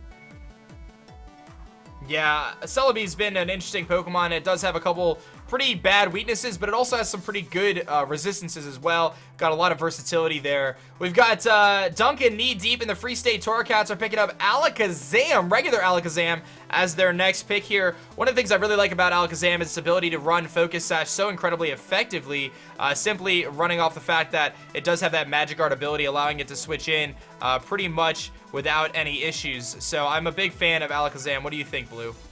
I love Alakazam. I've loved it since Gen 1, to be truthful about it. It's pretty frail. It's pretty frail, but it has a plethora of items that it can use very effectively, and it hits like an absolute truck on the special side. It does. It's got great speed as well. Here we're going to see our Tier 3 pick coming in for Big Palm, who's starting to put together a pretty solid team. Fortress, of course. Fortress giving him a very reliable Rapid Spinner and can set up all the hazard spikes, T-Spikes, and Stealth Rocks. Fortress, very good Pokemon, also gives some pivoting options with Volt Switch. I really like what he's going with here. 2 spinners is always a nice thing to have. Yeah, I was going to say, he's just getting all the spinners. That's what's happening. We're seeing all the spinners go this round, and, it rounds out that nice Steel, Dragon, Fairy core, which with Florges also, oh boy. Yeah, that's good points there. Good point. We've got Skylar and the Duke City New Blades picking up Slowbro, of course. Slowbro, very good pick with that Regenerator ability, and it pairs incredibly well with Mega Venusaur and Heatran. I gotta be honest, this is probably one of my favorite teams now that I see this Heatran pick, or this Slowbro pick. I can really see this defensive core getting rounded out and being incredibly effective. Yeah, I mean, defensively, he's got answers for pretty much everything at this point, which is very, very nice. Slowbro is a great addition here, like you said, with that Mega Venusaur and Heatran. This team is defensively pretty gross in a good way. In a good way. Yeah, no doubt about that. We're going to see a little bit of key action coming in here for the Clinks, grabbing Klefki, the Fairy Steel type, with, of course, Prankster, ability to set up spikes and also be a nuisance with things like Magnet Rise and just general shenanigans. T-Wave nerf, of course, is a thing, but Klefki definitely an interesting Pokemon here. I'm surprised to see it go in round 4, especially with him already having a Jirachi on his team. Yeah, you know, I don't know if it's round 4, but again, as we've been stressing, it's 50 picks. That's a long time for some of these guys to get back to where they want to be. But, you know, shenanigans is kind of the word to describe Klefki. I think you nailed it on the head there. Going for shenanigans. And here we're going to see Nihilego get picked up by the Iowa Haluchas. That's Brady a solid pick. Yeah, Brady going for Nihilego here, the S-tier pick. So he's got a pretty good base speed, too, being able to outspeed things like Garchomp. Got great coverage with its Rock-type moves and Poison-type moves. This thing is actually a pretty big threat. I'm going to be very curious to see how it functions in the league format. We've seen it as a suicide lead in standard battles, and we've seen it, you know, just kind of running some coverage. It's got that, obviously, the Moxie boost there. You can run it with a Scarf, and it can really rip through teams. So I'll be very interested to see how Brady's able to rock with Nihilego moving forward. Looks like we're just going to jump right into our next pick. The Colorado Rapidash and Moonlight Swami are going to pick up Haxorus, the Dragon Dancing Monster. This thing has an insane attack stat, base 97 speed. I think its attack is like 147 or something like that. It is very scary. This thing is a monster if it says of a Dragon Dance. It's got great coverage and Mold Breaker Blue. You know, Haxorus, maybe not my favorite dragon, but if you can't go Garchomp, you might as well go Haxorus. Right? It doesn't have that ×4 ice weakness like a lot of the dragons that we see, and Haxorus is still a threat. It doesn't get as much love, I don't think, but Haxorus is still an absolute threat. Yeah, no doubt about that. We're going to see Insane Vampanese and the San Diego Charizards picking up Volcarona here. A little surprised to see Volcarona go here in in the 4th round because of that 4x rock weakness, but he does have some hazard removing options with Latios. Volcarona is a big threat, though, if you can keep those hazards off the field, because it sets up a Quiver Dance and can pretty much just win. Yeah, this is the setup mon. And don't forget, it has access to Roost. We've seen some Roost Rocky Helmet Volcaronas before, too, so it can be kind of diversely built. But, you know, with Toxapeck, Volcarona, Mega Gyarados, and Latios, this team, Dan, this team is taking shape. Looking pretty scary. Under the radar, the Maryland Torterrapin's picking up Nidoqueen, one of my personal favorites. A little bit slow, but hits incredibly hard with that sheer force ability, being able to boost up pretty much all its moves. It's Sludge Wave, boost up, it's Thunderbolts, I think it's Flamethrower, Earth Power, getting able to set up Toxic Spikes, and Nidoqueen's really good, man. I like Nidoqueen a lot. Yeah, that sheer force ability is absolutely monstrous, and the fact that it has the move pool that it does pairs so well with that is just gross. Definitely a solid pick. The Nidos have always been absolutely great. But you know what? Nidoqueen, I think, outclasses King just a little bit. I would have to say, too, as well. The only thing that I really like about King is its ability to be a little bit more physically offensive with things like Sucker Punch. But we're going to see Crobat here coming off for the Hampshire Haunters, getting himself another hazard-removing option to pair with that Delmise, getting himself a good Defogger. Very, very fast Brave Bird Spammer, and great poison typing. I'm excited to see how Crobat's used for the Haunters. I'm a huge Crobat fan, man. I got to be honest. You know, I subscribe to I'm going to be a little controversial here. Golbat. I'm a fan of Golbat, and I'm going to get a lot of hate for that, but I'm going to say it anyway. But Crobat is good too. Crobat's still good. Brave Bird, Cross Poison, all kinds of good stuff that it can hit. Speaking of hazard removers, you've got Chris Cobain and the Breviaries picking up Empoleon here, being able to set up hazards with Stealth Rock and remove them with Defog. A pretty good typing as well, Steel and Water typing. Very, very interesting Pokemon. It's going to give him a second Steel typing as well. But Empoleon can be very effective, especially with those Scalds and Ice Beams. Got some good coverage. I've seen it run with Agility. So Empoleon can be pretty good. Yeah, Steel Water typing is absolutely solid. You know, we've got Mega Scizor on the team. We've got Half Zygarde on the team. Thundurus Incarnate still on here. So definitely taking shape with this team. I like Empoleon. And now another Rapid Spinner. So definitely going to benefit the Magikarp there. Or the, sorry. Yeah, the Breviaries. As if Bulu was not a big enough offensive threat for the physical side, they're going to add one of the best especially offensive wall breakers in Chandelure with that insane special attack stat, firing off those big fire and ghost type moves. I'm excited to see how the Sawsbucks function with Chandelure, perhaps giving himself a fairy resist here to help out with that Hydreigon weakness, but this thing could be very, very good, especially with a Scarf or with a Specs. It can run Trick. I do like Chandelure quite a bit. Yeah, I do too. Chandelure is one of those that, again, you can build in a couple different ways, and it's going to do all of those things pretty darn well. Yeah, we're going to see the choice specs in the Orlando Magikarp pick up Mandibuzz here. Very reliable defogger, and one of the bulkier Pokemon in the format, getting knockoff, Tailwind, some different support options. Obviously, Roost for reliable recovery. Mandibuzz is a very, very big threat, and I'm not surprised to see it go here this early in the draft. It's going to be interesting to see how it pairs up with the rest of the team.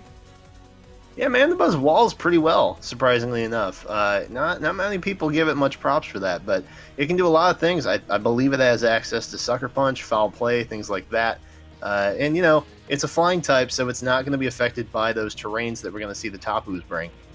Yeah, we're going to see the next pick come in for Jerry and the Los Angeles Landorus. Going to be picking up Cobalion here, his T3 pick. Great base speed at 108, steel fighting typing. Has a little bit of a lackluster offensive presence that can be remedied by Swords Dance, but this also gives him a hazard setter and a good pivot with Volt Switch, so I really like Cobalion.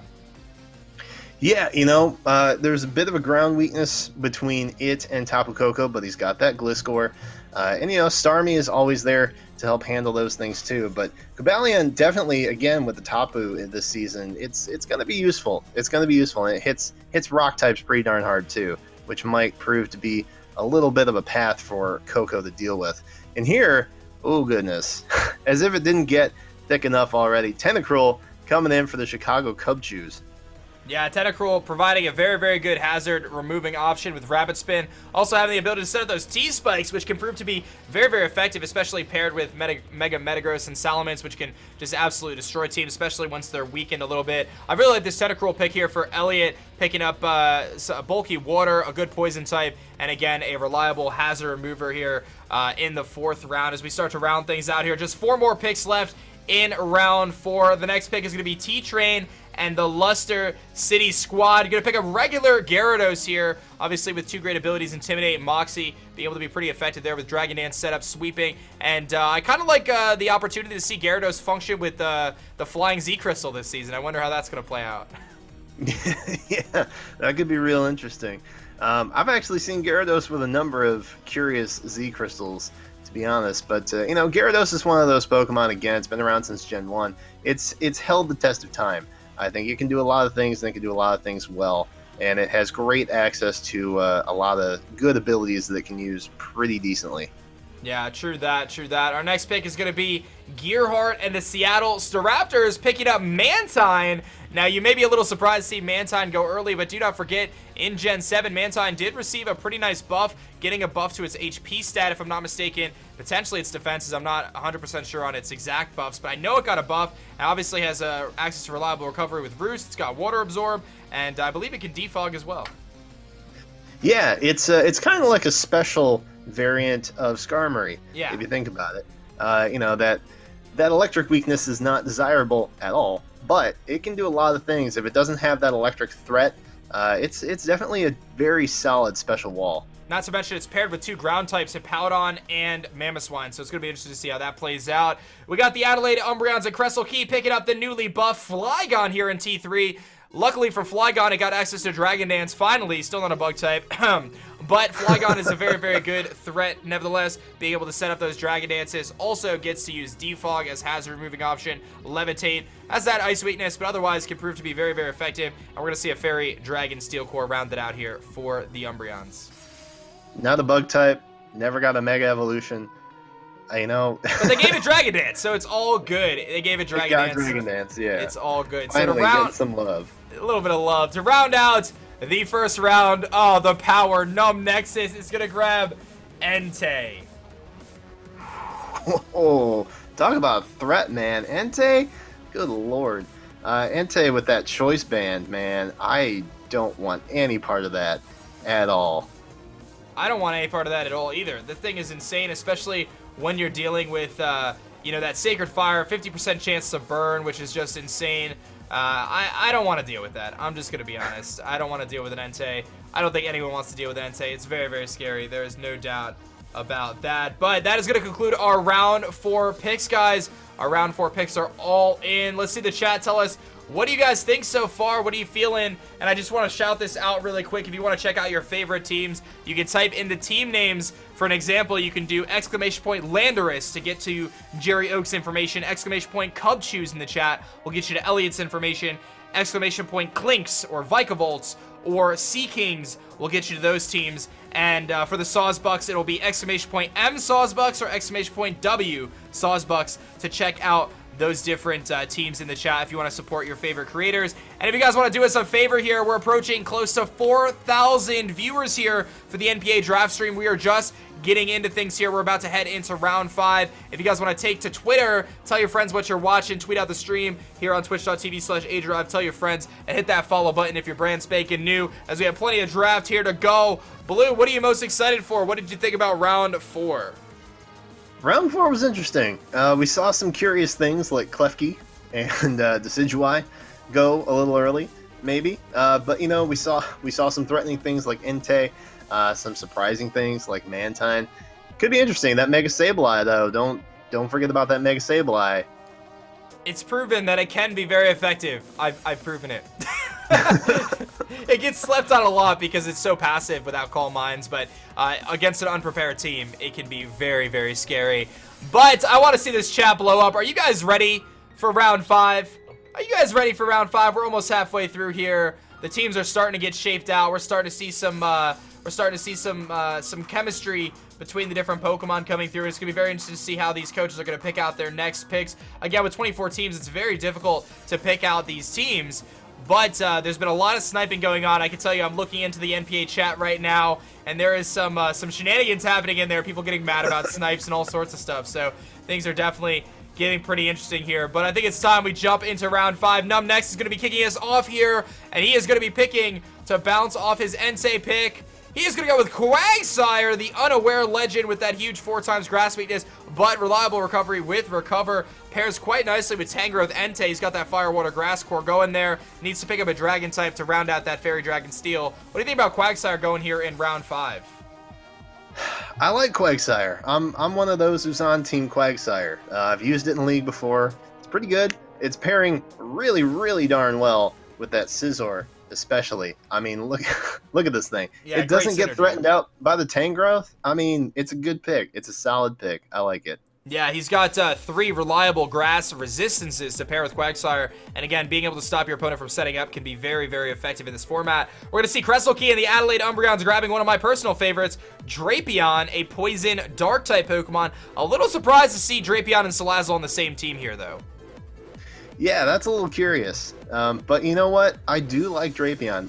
Poison, dark typing has always been so darn good. It gets that psychic immunity. It's neutral to Fairy now. And I think, honestly, when Alolan Muck picked up that dark typing, that's what made it so popular. But, you know, Drapion's been around a lot longer than that, and I think we're going to see it do some stuff. True that. Drapion, very, very cool stuff there. We've got the Gearheart and the Seattle Staraptors going to be picking up a fan favorite, Alolan Marowak. I gotta be honest, this is one of my favorite new Alolan forms. Picking up the Lightning Rod ability to protect Mantine even further. You are not clicking an electric move against this man. No. Oh man, as if the electric resist could be any bigger. Let's throw Lightning Rod into the mix. Why not? And you know, Alolan Marowak, while it might be slow, great physical defense, an absolute offensive monster. And with his new typing, Ghost Fire, with still access to ground attacks like Boomerang and things like that, still really, really, really good. Yeah, exactly. And don't forget that thick club, like you said, boosting that attack stat to just insane levels. We're going to see a T-Train in Luster City pick up Espeon here, a pretty awesome 110 base speed magic bouncer. I think a lot of times Espeon often goes under the radar just because its offensive presence can be a little lackluster at times despite its great stats. It's a little frail, and I think that's what really sets back Espeon most of the time is it's frail. It's a little frail. It's frail. Yeah. Did I say it was frail? Possibly. I may have heard. I may have heard. But I you just know, wanted to get it's the got point magic across. bounce. It does have magic bounce, which is quite nice, keeping those hazards off the field, preventing status, and just what it does, it makes your opponent think twice when they click their moves. And I'm a little salty about this one. Elliot, stop it! Just stop, Elliot. Picking up Arcanine here, his T3 pick, going into the free slot to pair with Tentacruel, Mega Metagross, Clefable, and Salamence. Why is this happening? Who is letting him do this? Are the Cubchoo's going for double core here? Are we going for Firewater Grass core on top of the gross Steel Fairy Dragon core? Oh my goodness, he's got double Intimidate. Oh, now literally nothing is getting through this guy at all. Yeah, this is really, really scary. I'm not going to lie. He picks up a grass type, a really, really good grass type, and this team is going to just be ridiculous. But there goes one of the ones that he might have been looking at. Amoonguss is going to go next for the Landorus. Jerry O picking up the Regenerating Monster, 100% accurate Sleep Spore. Amoonguss, pretty cool Pokemon. Yeah, absolutely. You know, speaking from VGC, because that's where I come from predominantly, really, really popular the last couple years. Also exceptionally good in singles or league format here. It's got that regenerator ability. It's got that Spore, like you said. Poison Grass is still really great typing. You know, the Tapus aren't really going to threaten it out terribly much, except Lele. But then again, you know, Lele pretty much scares everything that comes up against. But really, really solid pick here. I do want to make a bet. How often do you think he's going to use Spore while the electric terrain is up and negate that sleep? We'll see. We've got the Choice Specs and the Elena Magikarp picking up Aerodactyl, a T3 pick here. I think Aerodactyl is actually a lot better this gen with the ability to run those Z moves. Got that great base speed at 130. Hits relatively hard and has pretty good coverage in terms of like Edgequake and things like that. But really what stands out is that base 130 speed. Curious to see how Aerodactyl functions this season for the Magikarp. Yeah, not much can outspeed this thing. Not a whole lot of anything, actually. But, you know, it's interesting. We're seeing a lot of flying types on this team. We got Dragonite, we got Mandibuzz, we got Aerodactyl now, and then Mega Slowbro, too. There might be a bit of an electric issue moving forward. Yeah, we're going to see the Sawsbucks here round out their Fairy Dragon Steel, picking up Magnezone. A great pickup here, something that can sponge those Fairy hits that Hydreigon's scared of and those Poison hits that Bulu would be scared of. I like this Magnezone in the core of the team here, especially considering it can trap those Steel types that would otherwise give Hydreigon and Bulu a little bit of trouble. I think this is a great pick for his team. Yeah, and, you know, we talked about Magearna way, way long ago at this point. Magnezone is one of those Pokemon that can maybe potentially check the Magearna. At least Magearna can't do a whole lot to it necessarily. We've got an arena trapping monster here, Dugtrio, regular Dugtrio, not Alolan Dugtrio. I prefer regular Dugtrio because of that arena trap, being able to trap big threats and potentially just eliminate them from play. So it's going to be interesting to see how the Braviaries work with Dugtrio. I've seen it used pretty effectively in League format in the past. Yeah, Dugtrio, you know, that's always a really solid mid-round pick, to be honest. Dugtrio is always pretty handy. It's got incredible speed. It's got access to things like Sucker Punch, the arena trap ability, like you said. Great pick. Solid pick by the Braviaries. Definitely a solid pick. We've got our next pick coming in. Golfy is going to jump into Tier 4. This might be our first... no, it's not our first, but it's one of our first Tier 4 picks, and we've actually seen a handful of Tier 4 picks in this round with Quagsire going earlier and Drapion. Miltank, 100 base speed, often forgotten. Great Stealth Rock user, has the ability to run Thick Fat, Sab Sipper, or Scrappy, so 3 great abilities. Not surprised to see this go, and you're going to start to see as we enter the middle part of the draft blue, we're going to see a lot of these lower tier Pokemon start to get snagged. Again, we're dealing with a 24 team draft, so you're going to see a lot of these Pokemon start to get snagged now, and I'm actually really excited to see the Pokemon that get taken over the next couple rounds, because it's going to start to get really exciting. You're going to see some of those really neat utility type Pokemon. Under the radar, the Maryland Torterrapen's picking up Jellicent here. Very, very good bulky water with Water Absorb, being able to be a spin blocker, of course, with that Ghost typing, and has some pretty good coverage moves. What do you think about Jellicent for this team? I like it. You know, when you think about a nice defensive mon that pairs well with the Nidos, as we saw Nidoqueen get picked up last round, Jellicent actually comes to mind. Very thick, can do a lot of things. It sponges attacks. It does that exceptionally well. So not surprised to see it go. Definitely a reliable mon to have. Yeah, very good Tier 4 for sure. Has that Will-O-Wisp. And it has reliable recovery too with Recover, which is great. And its Cursed Body ability should not be forgotten as well. That could be very annoying. Oh, baby, we got Gigalith, one of the new sand setters, of course, this generation. Gigalith getting a huge buff, by the way, being able to set sand immediately, boosting its special defense, and this thing has some great stats aside from its speed stat. This thing is very scary.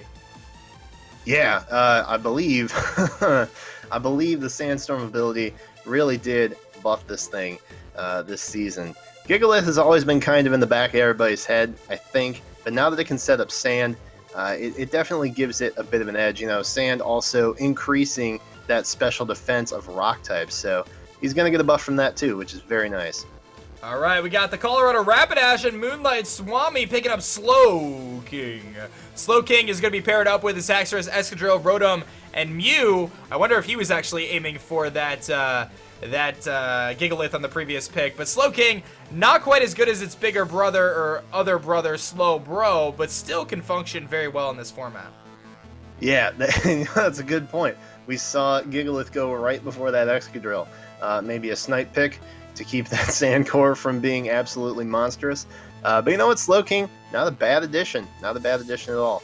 Yeah, starting to round out some of those defensive options there. We're going to be jumping into Bridio Active here, picking up Keldeo as his tier 1 pick. And again, I do want to make note of this. Even though we are in the 5th round, you're going to see a lot of teams start to pick out their teams. And we do have tier requirements, so some people have opted to choose their tier 1s early on. But in Brady's case, in my case too, I haven't picked my tier 1 yet. Brady picks up Keldeo here in round 5, which honestly, for the bang for the buck, Keldeo is a very good Pokemon coming in round 5. Yeah, absolutely. Keldeo is one of those mons that usually goes pretty early, but to see it go mid-round here, a little surprising. Definitely a good catch for the Haluchas here. Maybe having a little bit of an electric type issue moving forward, but Keldeo is definitely going to bring some power. A little bit. We're going to see regular Kyurem come through here for the New York Lynx. Now, regular Kyurem doesn't quite have the same offensive prowess as Kyurem Black, but can still be pretty effective, especially when you throw those Z moves on there. I can tell you, I've had troubles facing Kyurem in the past. It's got some great offensive pressure that it could put on Dragon and Ice type coverage, and some great coverage options otherwise with like Earth Power and stuff like that. This thing can still be a threat, so don't sleep on it for sure. No, do not sleep on Kyurem. In fact, I drafted it recently, and I looked at its stats. I said, whoa, are those really those base stats? Did it get a buff? Nope, it has been this way the entire time. So definitely high base stats, definitely great move pool, definitely a threat to be looking at moving forward. No doubt about that. Coming in to round out or continue to build on this defensive core, we're going to see a Wish Passer, and we're going to see a Clara come in here to pair with probably my favorite defensive core in the league so far, Heatran, Slowbro, Omega Venusaur, now getting an Umbreon to add to that for the Doublades. What do you think about this team so far, man? Whew, I tell you, that's a lot. That's a lot of thickness to try and get through here. Heatran and Venusaur on their own, pretty gross, but now they have that psychic immunity to boot. You got the 4x fairy resistance, so Heatran can come in solid. Oh man, there's so much defensive capability over there. Yeah, we're going to see the Rochester Rhydons and Big Pom actually start to really dedicate his efforts towards that Kyurem Black, with Galvantula coming in here, the best sticky web setter in the format, of course, being able to deter your opponent. All their speed threats get lowered by 1 stage if they are affected by the sticky web. I haven't had much luck with Galvantula in the past, but it can be used very effectively, and with Kyurem Black paired with it, that's looking pretty scary. Yeah, best way to stop a great attacker like Tapu Bulu, for example, Sticky Webs. Sticky Webs going to be able to make everything a lot slower, definitely be able to pick up some KOs if you can outspeed your opponent.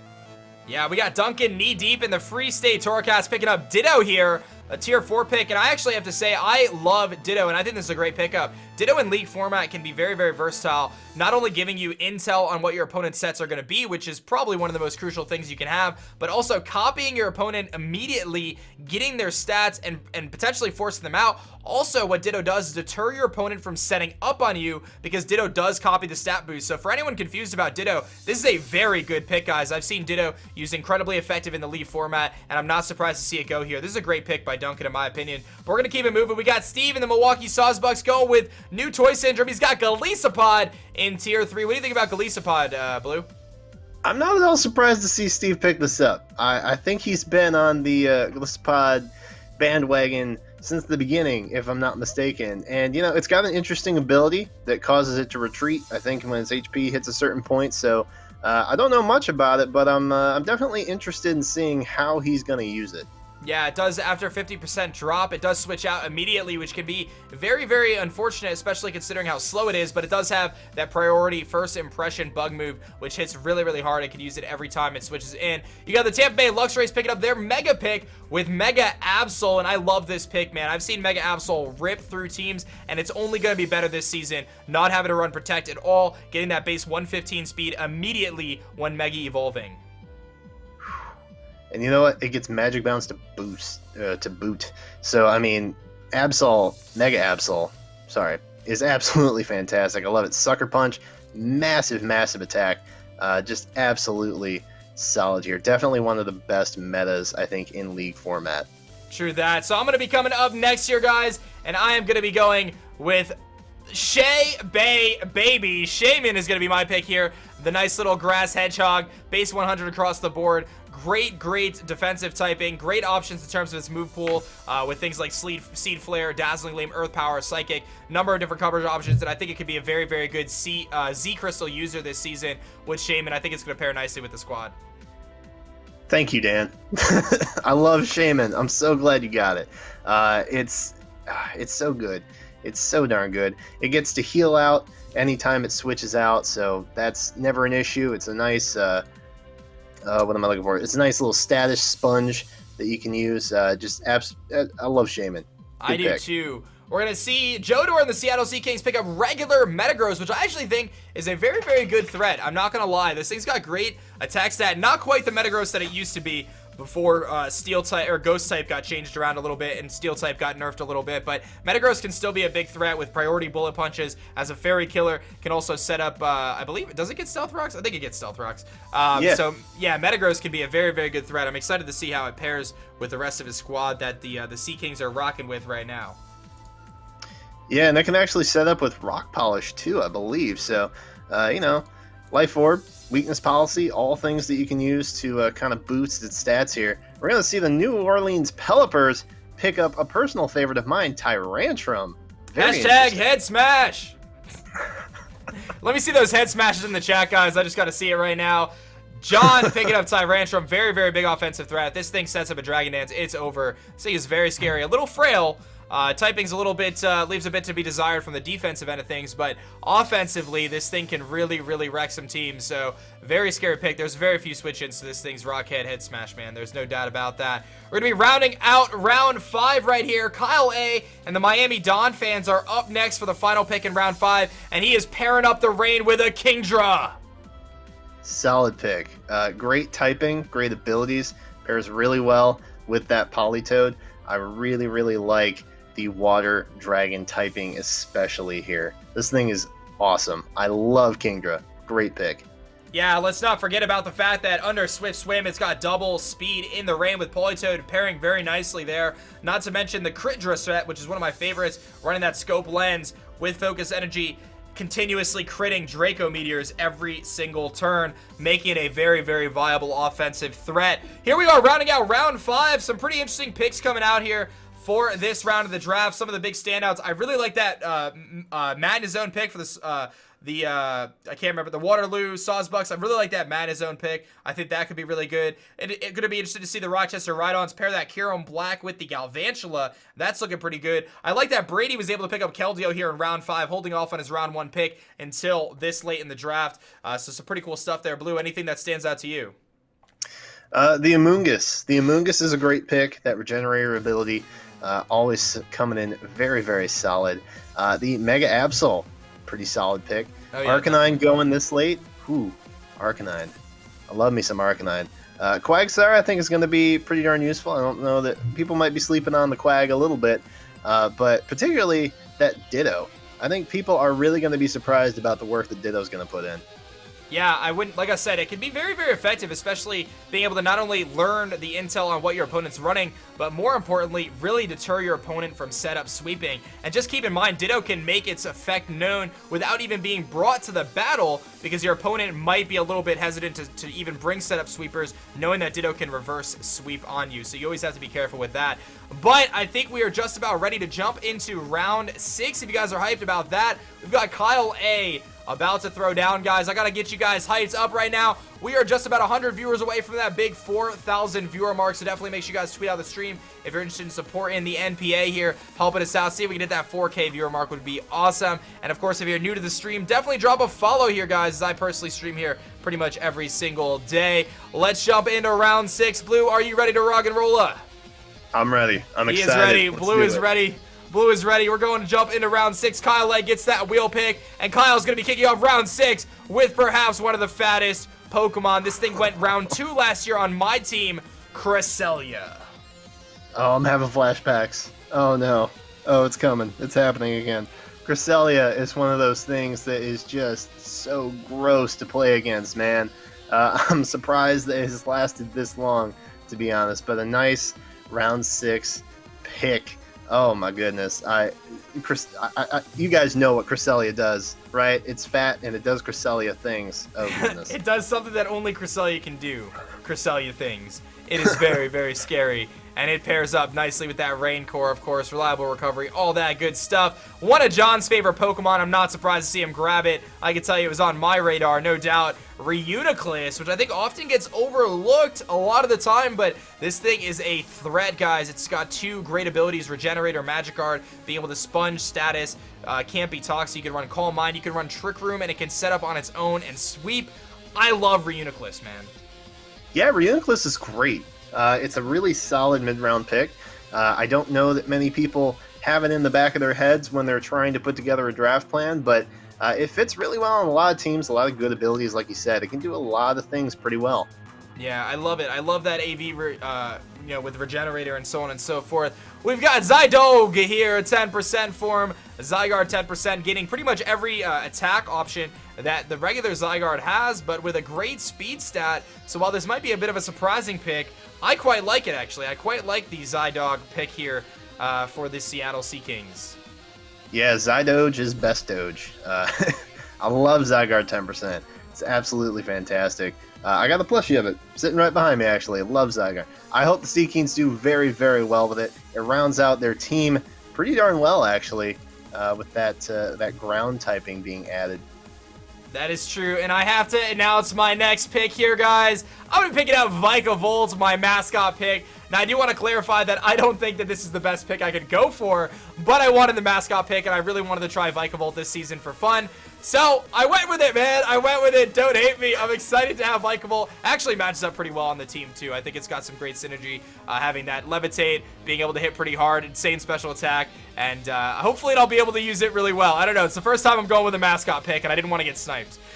Hey, you know what? Actually, since Bank got released, you have access to sticky webs too now. So I think that's a really Electro solid Web. pick. I don't think it gets sticky web, if I'm being honest. I'm pretty sure It it does. doesn't. It does? Oh, Electro Web. Electro I'm Web, sorry. yeah, it doesn't get. My I bad. wish it got sticky web. Trust me, I wish it got That's sticky web. unfortunate. But it's okay, man. We've got the Tampa Bay Luxray, the exception coming through, picking up Darmanitan, one of the biggest offensive fire-type Pokemon you're going to see. This thing is a monster, especially with that sheer force. There are very few switch-ins. My man Shofu might have something to say about that. What do you think about this Darmanitan here, man? Oh my goodness, this thing's a monster. Darmanitan is an absolute monster, man. I've used Darmanitan before. That thing gets switch initiative. It just hits Flare Blitzes so hard. Absolutely great pick. All right, we got another fire type going here. Pokemon trainer Steve is just going for all the Gen 7 hype. He's picking up Incineroar. Incineroar is nice. We got that fake out. I don't think we have access to Intimidate yet. It's hidden ability. But Dark Fire, pretty solid typing. Takes away some of that fairy weakness. Not bad. Definitely a solid starter. Yeah, I like that Steve is going all Gen 7 aside from Celebi this point forward. Let's see if he continues that trend as he goes on in the rest of the draft. Duncan knee-deep in the Free State Torcats just picked up Ditto in their last round, and they are going for a heavy-hitting monster, which is Terrakion. Terrakion's solid. I like Terrakion. That fighting rock stab is just so darn good. And it pairs pretty darn well with the Alakazam. The Kartana, especially. Oh my goodness, this team. And that Ditto definitely going to bring some heat. Alola Muck, so good. This team is definitely taking shape, and I like it. Yeah, definitely a very, very big threat. Terrakion, like you said, that dual stab is just what makes it really, really insane. We got Big Pum and the Rochester Rhydons, one of my favorite teams coming up here with his Galvantula pick. Most recently, he's going to be picking up Emboar as his fire type, so we're seeing some pretty hot picks coming here in round 6. Emboar, very big offensive threat with fire and fighting stab. A little slow, but can hit from both the physical side and the special side if you want to get a little cheeky with Scald, and it gets Sucker Punch too, which is quite nice. Yeah, I love this team mainly for the fact that you have giant Pokemon and then these little tiny. You have things like Emboar, you've got Kyurem Black, and then you've got tiny things like Galvantula and Florges. It's just so good. I can't wait to definitely see his team like drawn up in a picture, right? Scale the size, right? It's gonna be it's gonna be the meme of the century, I think. I like it. We got this dude Blades here with that insanely devastating defensive core, picking up a little bit of offense this time with perhaps one of my favorite offensive threats, and that is Staraptor, of course. Staraptor gets access to Double Edge, Close Combat, and Brave Bird, and I believe it's got Reckless ability and Intimidate. I love this thing, 100 base speed, and brings some serious offensive pressure to the opponent. Yeah, this is another one of those teams that is really taking shape very, very nicely. He's got a really solid defensive core, so now we're going for some power, and Staraptor definitely adds to that. No doubt about that. Papa C and the New York Clinks are going to be coming up next. Going to be very interesting to see. He is going to grab Hitmonlee, which is going to give him some rapid spinning options, but even more so, the threat to run that Unburden fake out set with the normal gem can be very, very effective. Actually, I'm curious whether is normal gem even allowed in Gen 7. I'm not even sure, but Hitmonlee can be very, very good. It's got some great coverage options, does have that Unburden ability, I believe, and does get some really cool stuff like Poison Jab and stuff like that, so.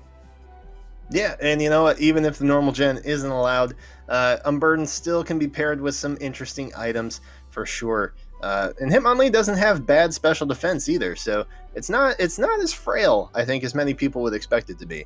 Yeah, it can be very effective, and again, can be a good hazard remover. We're going to see a surprising pick here, in my opinion, for the Iowa Haluchas, picking up a Alolan Raichu here. This thing has eaten so many pancakes that it ended up learning how to ride its surfboard tail. What do you think about Alolan Raichu here? That's a true story, by the way. It did eat a lot of pancakes. I know if I could eat pancakes and learn how to surf, I would do that. So that makes no surprise to me that Raichu chose to do that. Adding the psychic typing to Raichu is really interesting. I've used Alolan Raichu a little bit. It's not going to have that Surge Surfer pairing with Tapu Koko.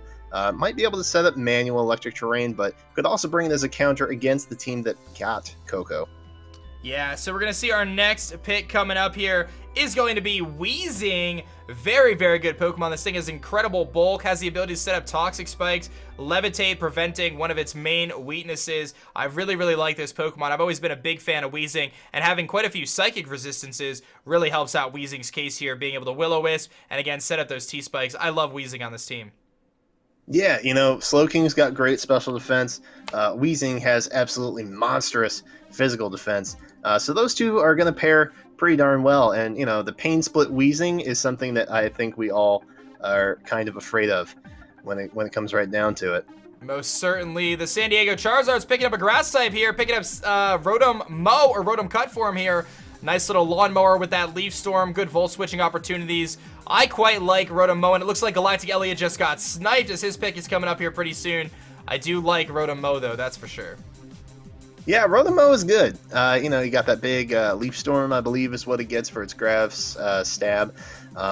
Electric. Rotom can still do electric things with big grass attacks, so definitely good to have on your team.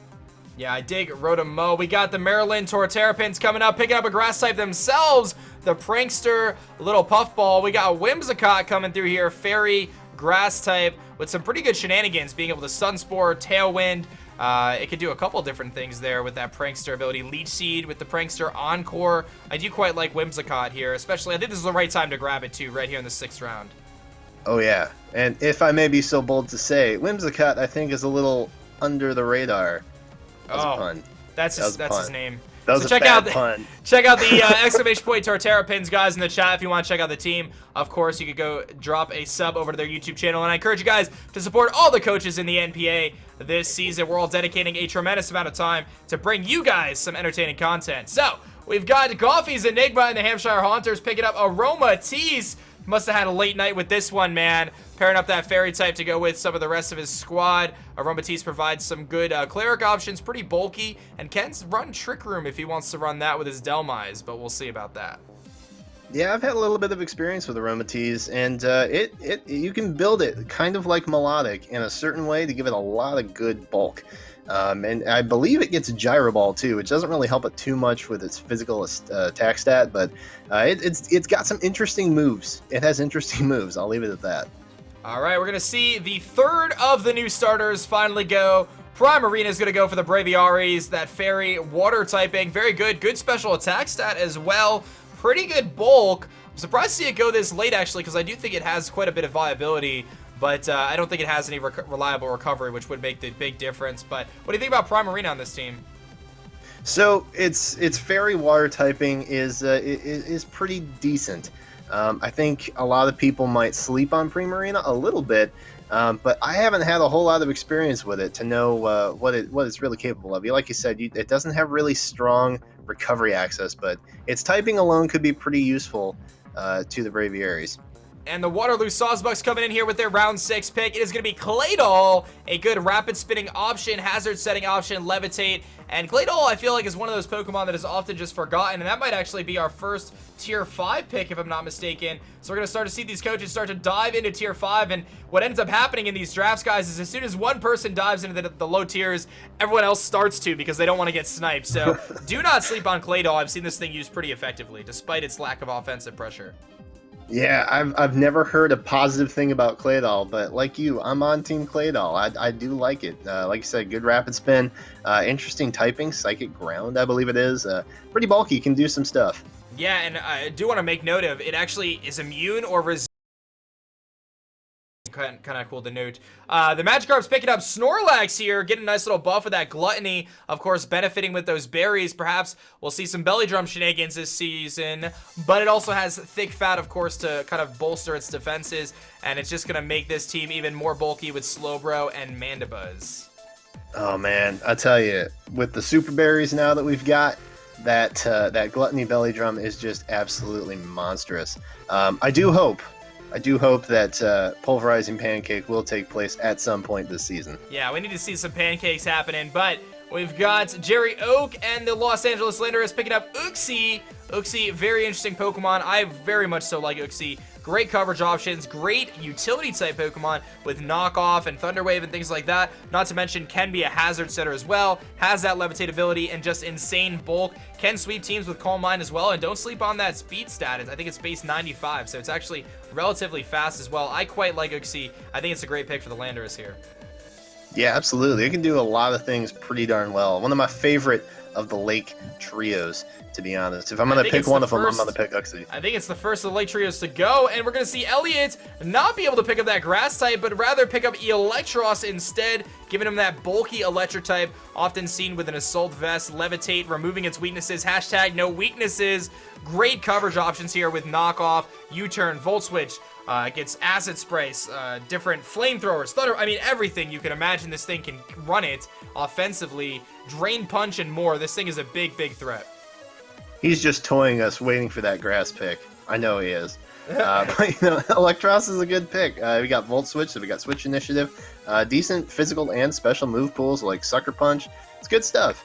Got a shout out to my friend Liz Pro Sneasel. We got Sneasel getting drafted here for Luster City, the Luster City Pokemon Club, grabbing Sneasel in Tier 4. Now, you may forget that Sneasel actually has some viability because his older brother Weavile is often looked at as being one of the top threats, but Sneasel can be very effective. Great stab typing, dark and ice, great 115 base speed. And again, keep in mind, guys, 24 teams, 11 Pokemon each. You're going to start to see some of the lower tier Pokemon get picked. I think Sneasel could be a really, really viable option for the Luster City squad. We got our next pick coming up here, Blue, for the Seattle Raptors. Gearhart is going to go up next, and it's going to be very interesting to see. He's going to grab Serena. What do you think about this rapid spinning new grass type? Serena's solid, man. Every time I think about Serena, I'm like, should I use it? And the answer is usually yes. Great ability, like you said, rapid spinner, legs for days that can honestly put the hurt on your opponent pretty darn quickly. Yeah, not to mention a great 120 base attack stat. Good natural bulk as well, which should not be forgotten. A little bit slow on the speed side. I think it's around the 70 base speed area. I think 72, but can still be a really, really good threat. And grass typing is often looked at as being a very good defensive typing, and that could pair really nicely, especially considering the rest of the squad there. We're going to see Gengar go here for the Cressel, or for the Adelaide Umbreon's. Cressel is going to pick up Gengar, and Gengar did receive a pretty significant nerf this generation, not being able to have that levitate anymore, rather getting Cursed Body. But I do think Gengar can still be a huge, huge threat, especially with that great speed stat, especially with those great coverage options. I really like Gengar on this team. Yeah, I mean, losing that levitate ability and getting Cursed Body users still kind of gets outclassed by things like Jellicent, but Gengar's got great typing, it's got great special attacks, it's got great speed. Focus Sash is still a thing. So, I like the pseudo poison team going on here too. Speaking of poison types, to round out our round 6, Nub Nexus and the Pittsburgh Pichus are going to be grabbing Nido King, a huge offensive threat from both the physical and the special side. A little bit higher base speed than Queen as well. I really, really like Nido King. This is a huge wall-breaking threat, and his team is looking really scary. Yeah, I mean, if you needed more power besides Tapu Lele and Scizor, why not throw Nido King on there? It'll be great. That's a great addition on what I think was the end of round 6. Yeah, we have wrapped up round 6, guys. I think what we're going to do is just take a quick 2 or 3 minute break, guys. I'm going to get myself some more water before we continue, and I'll let Blue rest his voice for a brief moment. So we'll be back in about 2 minutes, guys. So do not go anywhere. We're going to be continuing the drive as we get some of these more picks coming in. Just waiting for those slides to come through. We'll see you guys in about 2 minutes.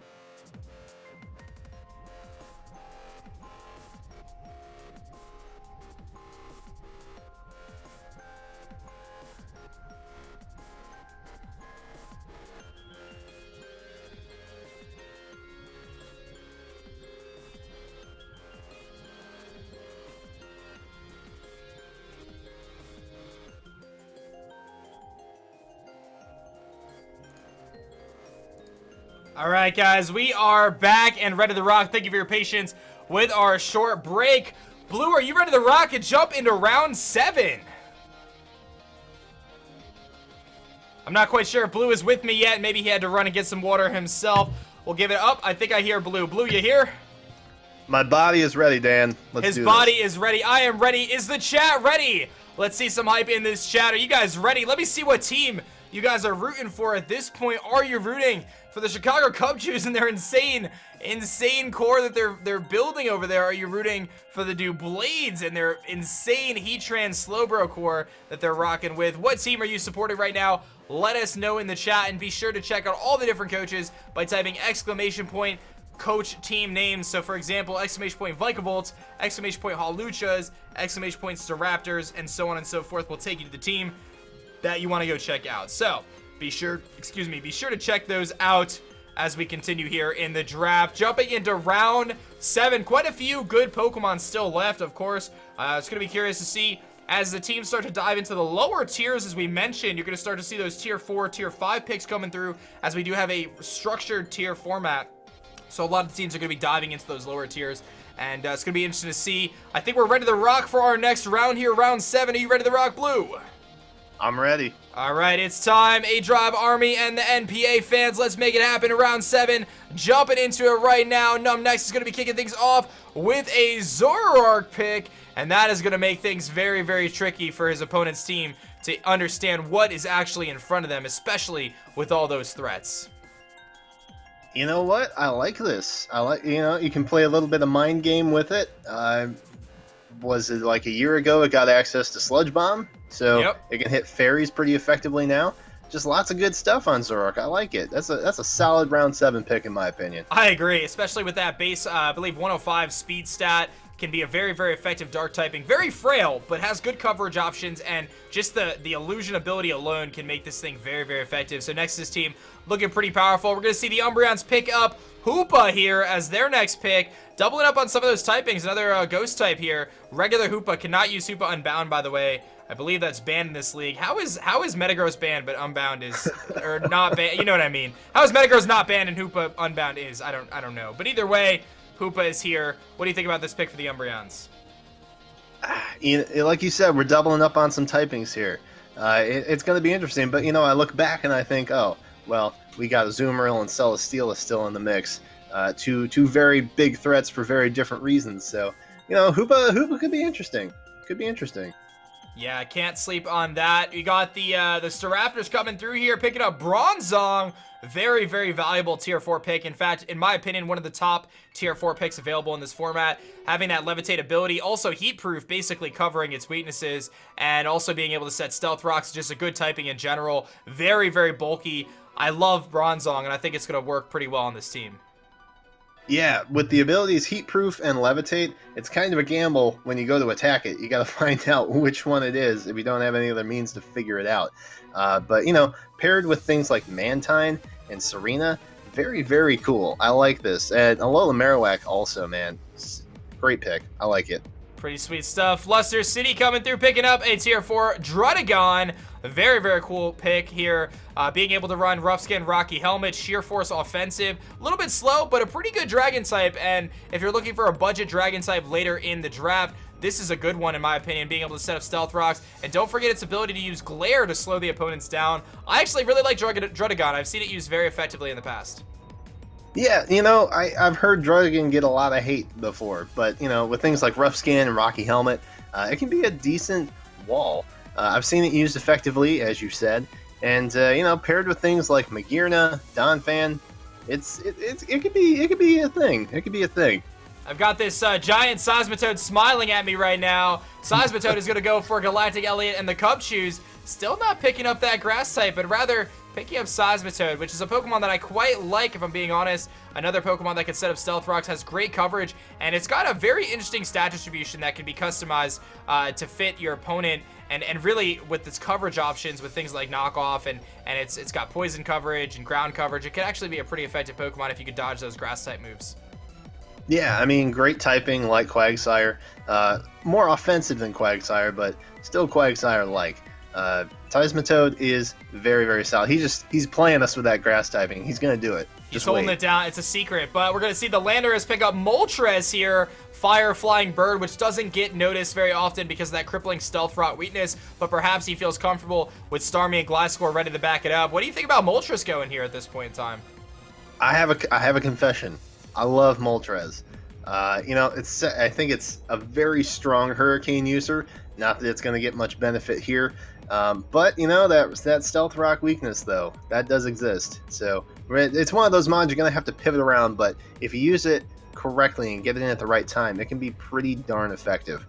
Yeah, we got the Magikarps coming in here next with Gardevoir, regular Gardevoir, which should not be slept on. I can tell you I had regular Gardevoir last season in the NPA, and I quite liked using it. It's a reliable Fairy-type Pokemon. It obviously doesn't have its Mega potential, but can still be pretty effective. Got great coverage options. Trace can be very good in certain situations. I quite like Gardevoir. I think it's a very good Pokemon. It adds a little bit of speed to his team up to base 80 and gives him a little bit of offensive pressure, gives him that Fairy type that his team definitely could benefit with.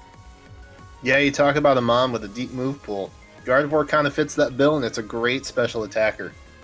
Yeah, I love having the ability to run things like Destiny Bond as well. You've got Old School Sin and the Waterloo Sawsbucks picking up Blastoise here in Tier 3. Surprised to see it go at this point in time because I actually value Blastoise very, very highly myself as a reliable rapid spinner in this format. A little surprising to see it paired up with a Milotic on the same team, but Blastoise has proven itself to be a reliable defensive option. Again, it's not going to lead the league in kills by any means, but if its goal is to set up or to rapid spin and protect the rest of the team, maybe toxic a few things, it can do that pretty well.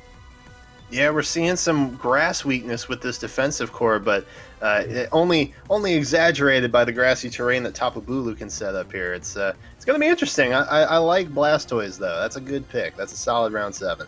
And surprisingly, as we said, Uxie was the first of the late trio to go. Chris Cobain and the Braviaries are going to pick up Azelf here. Talk about versatility in terms of its move pool. This thing can do a lot of different things, including Nasty Plot. It's got a great attack and special attack stat. Great speed stat as well, I believe, at 115. Azelf is a big threat. There's no doubt about that. Yeah, I think we're experiencing some Lake Trio hype going on right now.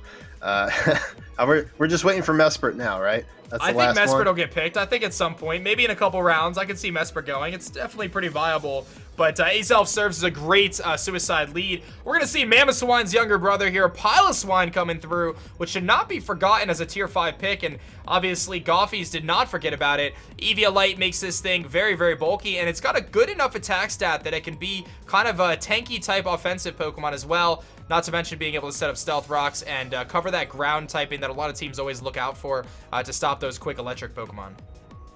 Yeah, and it's interesting because that's going to round out all the picks. Nothing but free slots left here for the Haunters. So a nice way to round out is Tier 5. I'm interested to see what the free picks are going to be now, though. Yeah, and just so you guys know, the free picks are restricted by a certain point total, but I don't want you guys to worry too much about that. We're making sure that everyone follows the point total on the back end.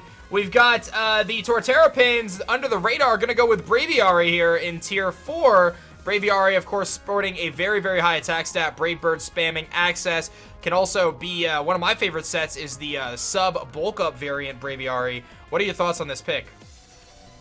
Like you, I enjoy the sub Braviary. It brings a nice offensive presence with some different move coverage that I think the team was lacking prior. Very, very solid physical core, and I think Braviary is going to add to that. I think I just changed the stream back into high definition with this next pick. We've got Cofagrigus coming in for the San Diego Charizards. I love Cofagrigus, one of my favorite ghost type Pokemon, and just one of my favorite Pokemon in general. Incredibly bulky, very, very good user of Toxic Spikes, can Nasty Plot, can Trick Room, and do quite a few things with Cofagrigus here. I like this pick. Yeah, it's something that I think people have forgotten about. Will-O-Wisp, Pain Split, I think are the things that it's most well known for. But I believe it can Nasty Plot too, which could be a thing. It could be a thing. It's a nice pick for this team. I think it rounds out some cores pretty nicely. Oh, is it Cofagrigus? Who cares? We got Scyther coming in for the Moonlight Swami in Colorado. I just see everyone in the chat saying I'm saying it wrong, but that's okay. Colorado Rapidash and Moonlight Swami picking up Scyther in Tier 5.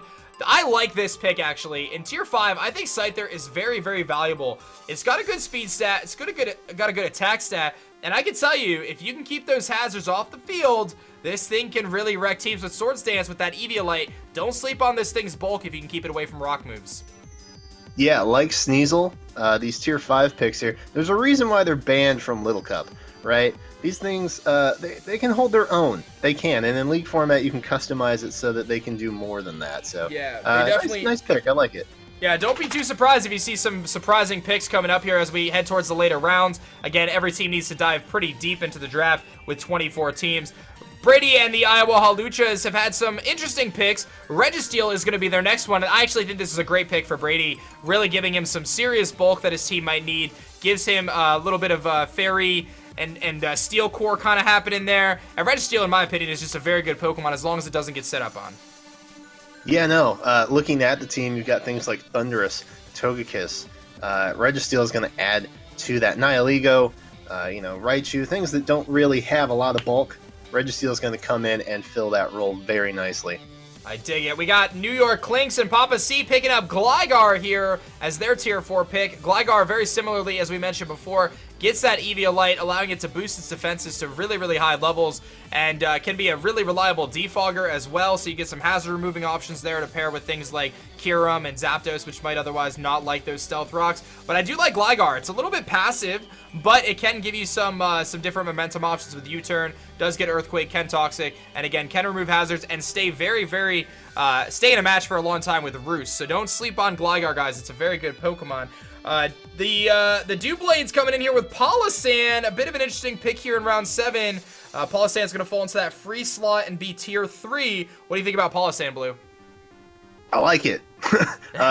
Its backstory, if you check the Pokedex, is absolutely terrifying. But, I've always been a fan of sandcastles. And this guy coming in here, we talked about this a while ago, soft sand, Palossand. It just sounds like it needs to happen, right? Sandcastle holding sand. I like it.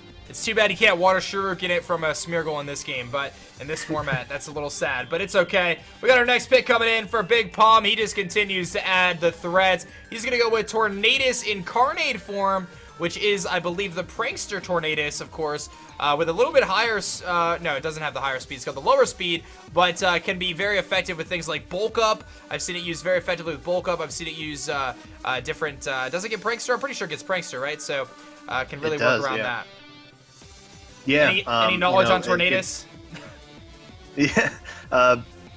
Bulk Up and Acrobatics, I think, is another solid attack that it gets, especially if it gets paired with some kind of berry or something that it uses up. Very, very nice pick. All right, we got our next pick. Duncan, knee deep, coming in here, picking up Lantern as his Tier 5 pickup. Lantern obviously having 2 great abilities in Water Absorb and Volt Absorb, being able to pivot around teams with Volt Switch itself. Has some great bulk options with Assault Vest and things like that, and can also provide Cleric options with Heal Bell. I really do like Lantern. I'm not surprised to see it go here in the 7th round. No, great typing, great abilities, great move pool, switch initiative with things like Volt Switch. It's great. I love it. And you can even what's that attack it gets that turns everything into water types? T-Bolt away. Soak, yeah. Soak T-Bolt. So good. There it is. We're going to see the Milwaukee Sawsbucks just continue with their Gen 7 hype train. My man Steve is going to pick up Kamala here, the rapid spinning little koala. I got to know, do you guys think Kamala is actually the koala or is it just the log? The world may never know. What do you think about the Kamala pick here? I think that Steve's team is adorable. I think we're going to see it do some stuff that maybe we're not expecting, especially with like the Mimikyu and Kamala. Oh my goodness, there's a lot of potential on this team that I don't know that everyone's quite aware of just yet.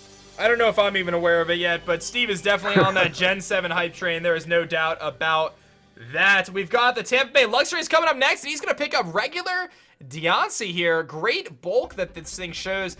Incredible bulk, rather. Can also use Heal Bell and Stealth Rock. I've seen this thing actually run pretty well. I believe it gets Diamond Storm, too, despite the fact that it's not, obviously, the Mega. I think Deontay could be a really good pick here, especially in Tier 4. Yeah, we got to watch that Steel weakness, especially with Mega Metagross in play here. But it's solid. Screen setters, all kinds of things. Great offensive presence, like you said.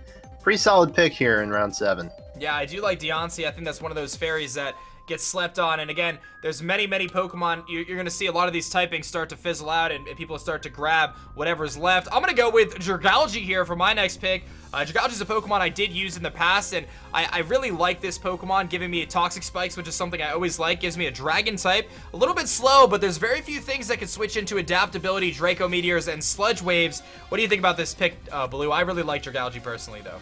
Speaking of unique typing, Dragon Poison, man, this thing could take on some Tapu, if I'm not mistaken. Dan, I'm curious what your tier 1's going to be, though. You're teasing us. I know, I'm holding off on my tier 1 pick, guys. We're going to have to just see what happens there. I decided to sleep on that and focus on some other picks, but Jodor and the Seattle Sea Kings are going to come through here and pick up Typhlosion, which picked up a very cool move in this generation called Burnout, I believe, which I know me and you, Blue, we've seen it quite a bit of VGC on these Arcanines. What do you think about this Typhlosion pick here? Typhlosion's still really, really solid. Maybe a little counterintuitive given that Pelipper is on the team and has the potential to set up Rain. But honestly, it pairs pretty well with the rest of the team. We got Zygarde, Rotom Wash. It forms a very nice core, and Scarf Eruption is not something that I would sleep on at all. No, yeah, if you don't have a resist, it's going to be very tough. Speaking of good Typhlosion switch-ins, we have Escavalier here.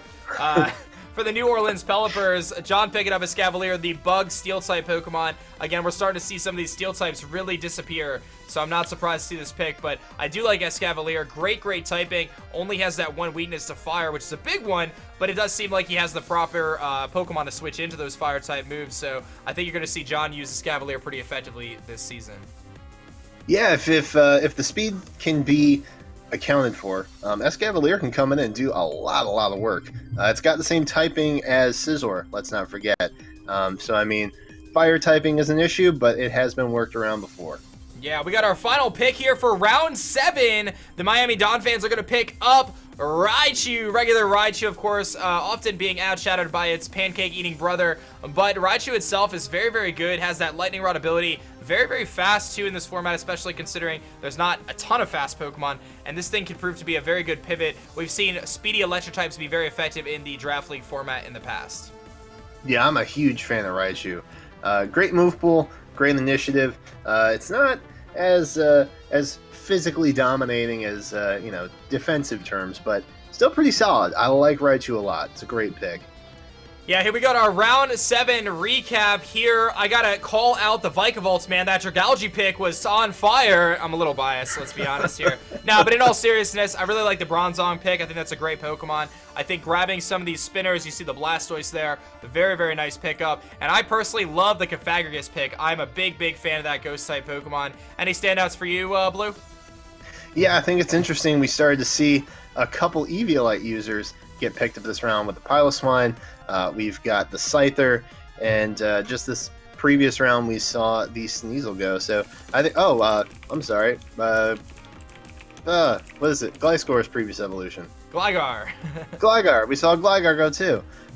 We're seeing some interesting lower stuff get picked up here before everybody branches out their higher tiers and just rushes for the lower stuff. So it's interesting. We saw a lot of diversity this round, I think. Yeah, all right, let's jump into our next round. Are you guys ready to rock? Here in round 8, remember we're doing 11 rounds, so we are actually coming towards the very tail end of the draft. You're going to start to see these different teams start to pick up the various Pokemon that fill out their requirements. They're going to be diving into their free tiers. I can tell you myself personally, I still haven't picked my tier 1 Pokemon yet, so definitely going to be pretty interested to see these next couple rounds shake out, but I think it's time for us to jump into round 8. I think we have our picks in, ready to rock and roll. Round number 8 is going to start right now with Kyle A and the Miami Don fans, and he's going to pick up the rapid spinning bug type Armaldo in tier 4. Good attack stat, decent bulk. Typing leads a little bit to be desired, but can rapid spin, can set up rocks itself, gets knockoff, gets swift swim. Do not forget that pairing with Politoed. What do you think about this, Blue? I like it. When people think of Swift Swim users to pair with Rain Setters, I don't think that Armaldo comes to mind, but this is kind of a pick that has sneaked in for that Rain core, I think, that no one really maybe anticipated all that much. Yeah, I definitely like this pick by Kyle. I think he picked it at the right time, too, to give himself that reliable spinner and that Swift Swimmer, which, again, a lot of people will forget about. Speaking of spinners, you're going to start to see basically the rest of those go, I think, pretty soon. Sandslash, regular Sandslash, is going to go here for tier 5 for John and the New Orleans Pelipers. Good ground-type Pokemon. Again, one of those check boxes you're going to see a lot of these teams try to work towards. He's got his electric type. He's got his steel type. He's got his, his big fire hitter. He's going to grab Sandslash here, a rapid spinner, and a Stealth Rock user. I like this pick for John. Yeah, it's a solid tier 5 pick. And let's not forget, Sandslash does have some decent physical stats in terms of attack and defense. So don't sleep on it. I think it can do some work, especially paired well with things like Victini and Raikou and Tapu Fini. And we're going to see the Seattle Sea Kings actually grab their tier 2 pick here. It's going to go into their free slot. They're going to pick up Breloom, the grass and fighting type monster. 100% accurate Spore, which is very, very nice. Priority through Mach Punch, great abilities in Poison Heal and Technician. I really like this Breloom pick here, especially in round 8. What value? Yeah, I mean, you think about Mons who have kind of slipped through the picks here. Breloom's definitely on top of that. Breloom, great Pokemon, like you said, great move pool, got priority. It does a lot, It's a great round 8 pick. All right, I'm going to get my next pick here, and I am very, very proud to announce Oxygen will be returning to my squad. I'm going to pick up Vaporeon here as my last free pick. And I am very blown away that Vaporeon has been sitting around this long and that I was able to pick it, man. I am very glad that this is my pick, dude. I love Vaporeon. A little bit one-dimensional at times, but it provides a great Wish passer. It provides a great Cleric and is incredibly bulky with that Water Absorb. Very, very cool Pokemon. What do you think about this with the rest of the team, man? I think it pairs pretty darn well with that Shaman, to be perfectly and that honest. Infernape, baby. Yeah. I mean, you got the nice little grass, fire, water core going. Vaporeon, great physical bulk, special bulk. Sorry, it's gonna do some things for you, Dan. That was a decent pick. That was an okay I'm pick. glad. I really like Vaporeon, man. The exception in the Luxrays are going to be picking up Dusk Noir here. The ghost type spin blocking monster got great coverage moves, Will-O-Wisp and shenanigans like that. I kind of like Dusclops a little bit more, but Dusk Noir doesn't have to fear losing its Eviolite, I guess. So what do you think about this pick? Yeah, I tend to side with Dusclops a little bit too, but Dusknoir doesn't fear the knockoff quite as much, like the Dusclops would. But Dusknoir is pretty darn solid. It does a lot. Pain Split is always, not to be salty about it, but painful to go up against. So, yeah, not a bad pick. Pretty decent pick. All right, Steve continues his love for Generation 7. It's almost a meme at this point. He's going to go with Wishy Washy, but I do have to say Steve is only allowed to use the little Wishy Washy the entire season. No, I'm kidding. But he does get Wishy Washy, which has God-like stats, Uber-like stats, of course, hindered by its low HP and speed, but this thing can take some hits, and it can definitely dish out some damage. Steve has all the new toys, doesn't he?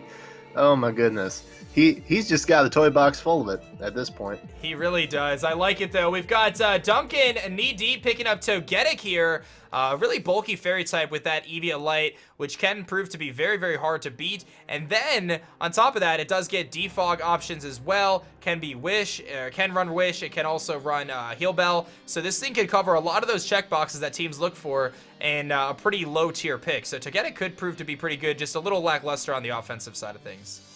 Yeah, well, I mean, like we've been seeing the last couple rounds, we're seeing a lot of decent Eviolite users get picked up, and Togekiss definitely fits that bill. Pairs really well with the rest of the team, too. Alolan Muck, Garchomp, solid addition to the team. I'll give it a 9 out of 10.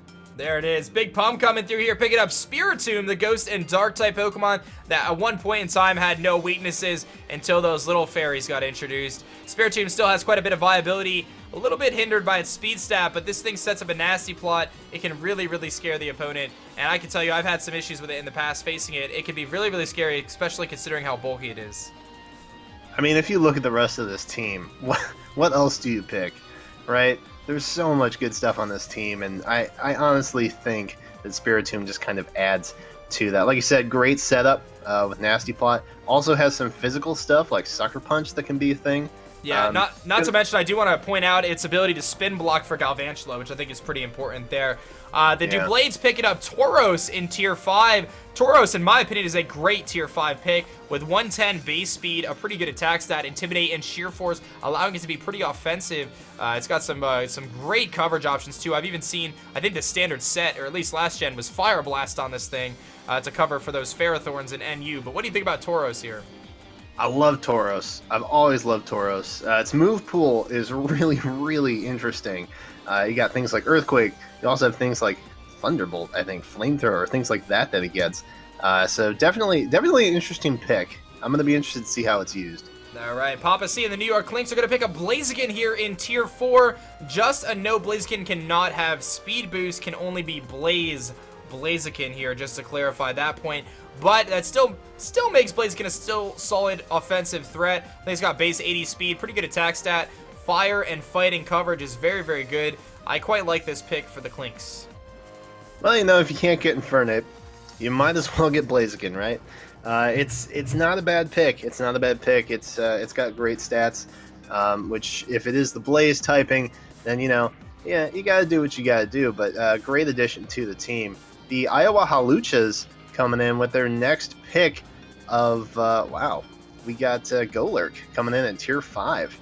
Yeah, Golurk coming in for the Iowa Haluchas. I can tell you, I really like Golurk. Gives you electric resist, spin blocking, ghost type. Hits really, really hard, and you can run those 100% accurate dynamic punches, which can prove to be very, very difficult for your opponent to switch into. Definitely hindered by its speed stat, but can be very, very offensive nevertheless. So, gonna be interesting to see how Brady utilizes Golurk for the rest of this season. I quite like this pick, and I think it's definitely one of the more valuable Tier 5s that are available. Moonlight Swami and the Colorado Rapidash coming in, picking up Virizion here in Tier 4. Virizion, a very, very bulky grass and fighting type Pokemon. Of course, has the ability to Swords Dance, can be especially offensive as well. Great speed set at 108. I quite like Virizion, and I quite like it fitting into the rest of this team.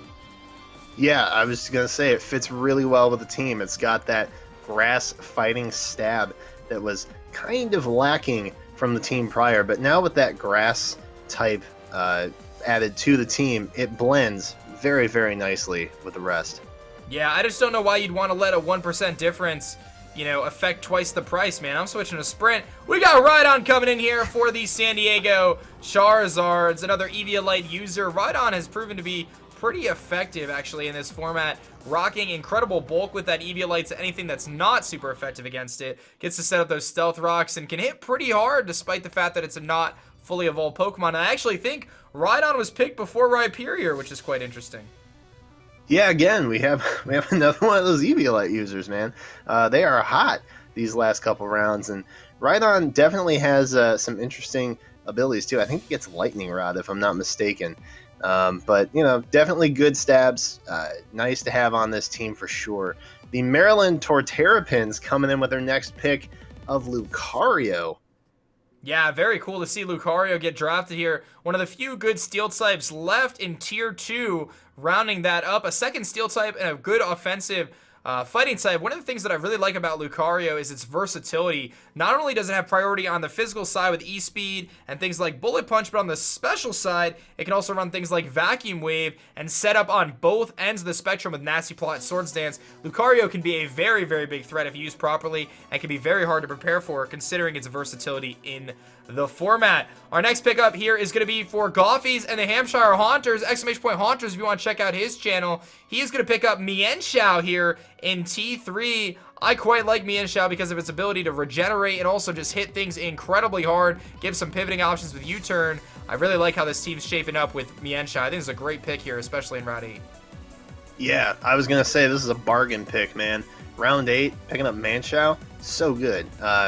You've got Switch Initiative, you've got that Regenerator ability, and not to mention it hits pretty hard too. That high jump kicks don't always land, but when they do, they usually KO. Just saying. Yeah, high jump miss, we like to call it. Our next pick coming in for the Braviaris, he is not picking Braviary, but rather picking the newly buffed Swellow in Tier 4, and I think this is a phenomenal pick. In fact, it was actually on my radar as well. Swellow, if you don't know, got a special attack boost, making it so it can run those Choice Specs Boom Bursts, and actually proved to be very, very devastating, especially to things that are not prepared for it. Not to mention its versatility from running Guts, Brave Bird, spam with that, get some U-turn options, and can run those different orbs like Flame Orb and stuff to be very, very effective.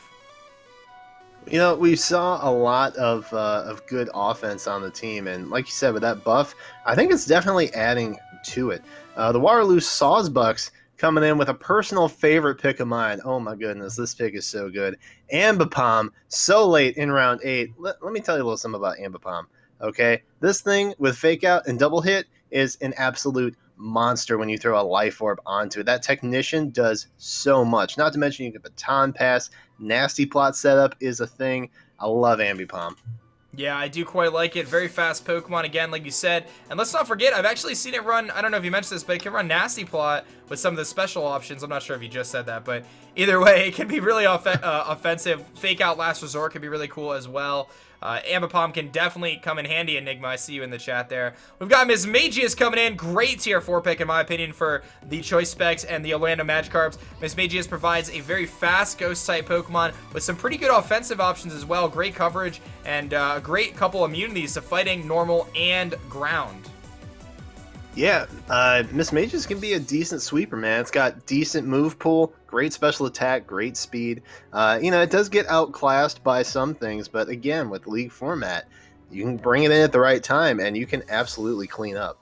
Yeah, we've got the Los Angeles Landorus and Jerry Oh, God, you gotta be kidding me.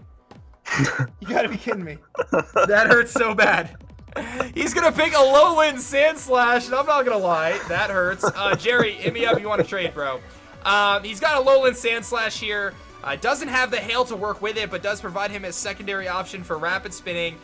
Can be relatively offensive as well, but does have a couple huge weaknesses. I don't want to talk anymore, Blue. Go ahead. R.I.P. Slush Rush. Oh man, that hurts. I was kind of hoping you would complete the core, Dan, but that's not going to happen this time around. Alolan Sandslash is interesting. It's got that steel and ice type, but it could be interesting. It's no Slush Rusher now, but it could be interesting. Chicago Cub Chews coming in with their pick in Tier 5 with Gourgeist. Interesting pick, adding to what is already a pretty thick team. Gourgeist coming in strong here. It's got some bulk, and it can do some things. Oh, I love Gourgeist, man. This is definitely one of my favorite Pokemon, especially in the lower tiers. Has a lot of versatility in the different forms it can run. And I gotta give props to Elliot picking up his grass type that he's been looking for. I don't think Gourgeist is a bad pick at all, man. I really think that this Pokemon can be very, very effective. And I've used it in the past, and again, it's one of my it's actually my favorite Gen 6 Pokemon. I quite love it. We're gonna see the next pick coming in here for the Leicester City Pokemon Club. Gonna be picking up Hariyama. Very, very, very good pick here in Tier 4. Has a lot of offensive options. Has priority through Bullet Punch and Fake Out. Guts, thick, fat. This thing can hit really, really hard. I do like Hariyama. It does a lot of things well. It's got massive offensive presence. And let's not forget, we've got Porygon 2 on this team. Not saying there could be a Trick Room sweep at some point, but that might be a thing that happens at some point this season. Definitely, definitely, definitely. We got our next pick coming up here. It is going to be the, the Seattle Staraptor is going to be picking up Type Null. We got Gladion in the house. Type Null, of course, pretty effective Pokemon with great stats across the board aside from its speed, but it does get to benefit with that Eviolite boosting its defenses. I can see this Pokemon being pretty effective. Yeah, for something without any typing, it can absolutely get the job done. That was a bad pun. Again, it does have a typing. It is normal type, but it does get that Eviolite. And, I've run some calcs on Type Null because I've considered drafting it before, and Eviolite Type Null is nothing to be shaken sticks at. We're going to see... Nah, go ahead. We got, what do we got here? We got a Alolan Golem, man. What do you think about this pick? I think it's a good pick for the Umbreons. I really do. It's got that interesting ability that turns, I believe, normal attacks into electric. Yeah, now galvanize. It's electric rod type. Yeah, I mean, this. I feel like people might be sleeping on Alolan Golem, but it pairs pretty well with the team. Not super fast, pretty offensively geared. This team is definitely kind of hit and miss for me, if I'm being honest. We've got some really interesting stuff for the Umbreons. One thing I do want to make note of with the Golem there is it does get Magnet Pull to support those 3 Poison-type Pokemon there to help those Steel types out. We got Electivire to round out round 8 here for the Pittsburgh Pichus. Electivire, very, very big offensive threat on the physical side, decent special attack, but its speed stat is what has typically left it, left a little bit to be desired, but it does have that ability Moto Drive that can boost that speed stat and prove to be very effective. I'm curious to see how Electivire functions in a format with Z Crystals. But that is going to wrap up our round 8 here, Blue. Some pretty interesting picks we saw coming off. I was incredibly sniped by Sandslash. We've got some other picks here. I really like the Swellow pick for the Braviaries. I think it's a great pickup. I like the Swift Swim action there for the Dawn fans. I like the direction they're heading there. Grabbing Lucario in round 8 is, I think, super valuable. Same with Breloom. And, I really like Gorgeist as a sleeper there. Yeah, I'm still on the Ambipom hype train, man. I think we're gonna see that thing do a lot of work. And talk about Eviolite users this time, man. We got 1, 2. There's so a lot. a lot, yeah. So you're gonna start to see a lot of the teams dive into those lower evolutions as we continue the draft here.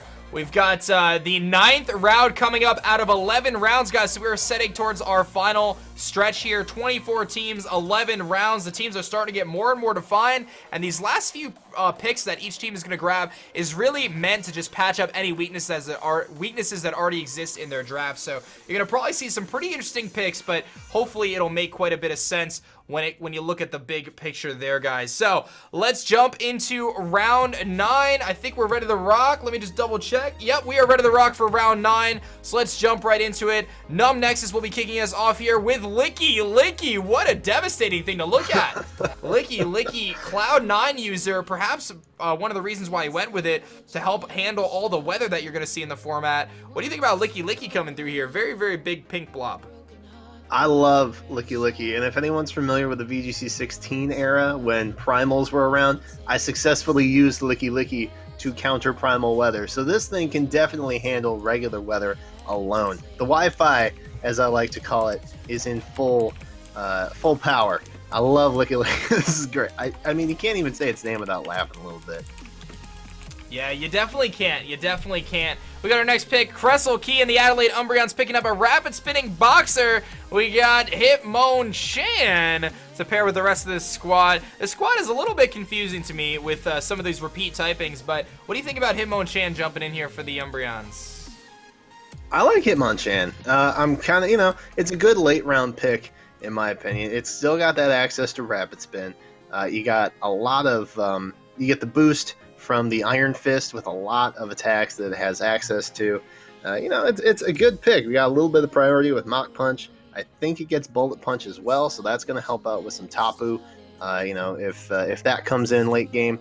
But we're also going to see Electrode get picked up over here by, I believe that was... Gearhart and the Seattle Staraptors. Yeah.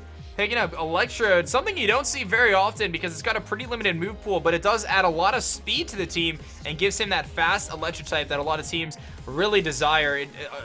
For some reason, the draft, well, there's a lot of reasons, but in the draft league format, fast electric types have consistently proven themselves to be very effective, so it'll be very interesting to see how the Staraptors function with Electrode this season. Interesting pick in Tier 5. I thought that was one of those Pokemon that could have went undrafted. But very interesting to see. Like I said, it just lacks a little bit on the coverage side of things. But we're going to see a Tier 1 pick here. The Leicester City Pokemon Club has been holding out on their Tier 1 pick, and they're going to grab Serperior. Obviously, a very, very fast threat. Just incredibly fast. Leaf Storm making this thing very good. Yeah, this thing is threatening, man. Like, I always forget about this. And the minute someone picks it up, I'm like, oh, I have no switching for this. Because... Contrary exists.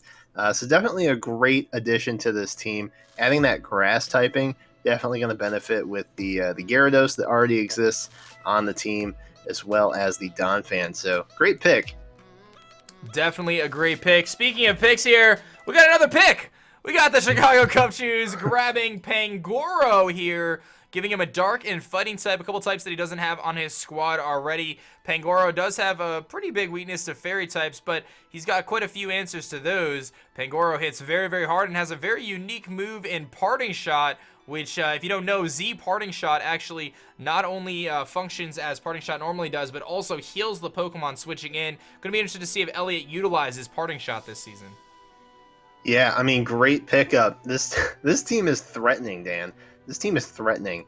I would not want to go against that team at all. It's just an absolute brawler for a team. We're going to see the Landorus get their 9-round pick with who we got here? We got Lipard. Lipard. I just want to make a clarification point there. I'm sorry, Z parting shot is not allowed in the league. That's my mistake for speaking of that. So Elliot's not going to run it or he'll lose his match. We got Landorus coming through with Leopard, as you mentioned. Got a little bit of a nerf again. Prankster Pokemon did get a bit of a nerf as they don't affect dark types, but Leopard's still a very, very good Pokemon, very fast threat, and can actually be pretty offensive as well.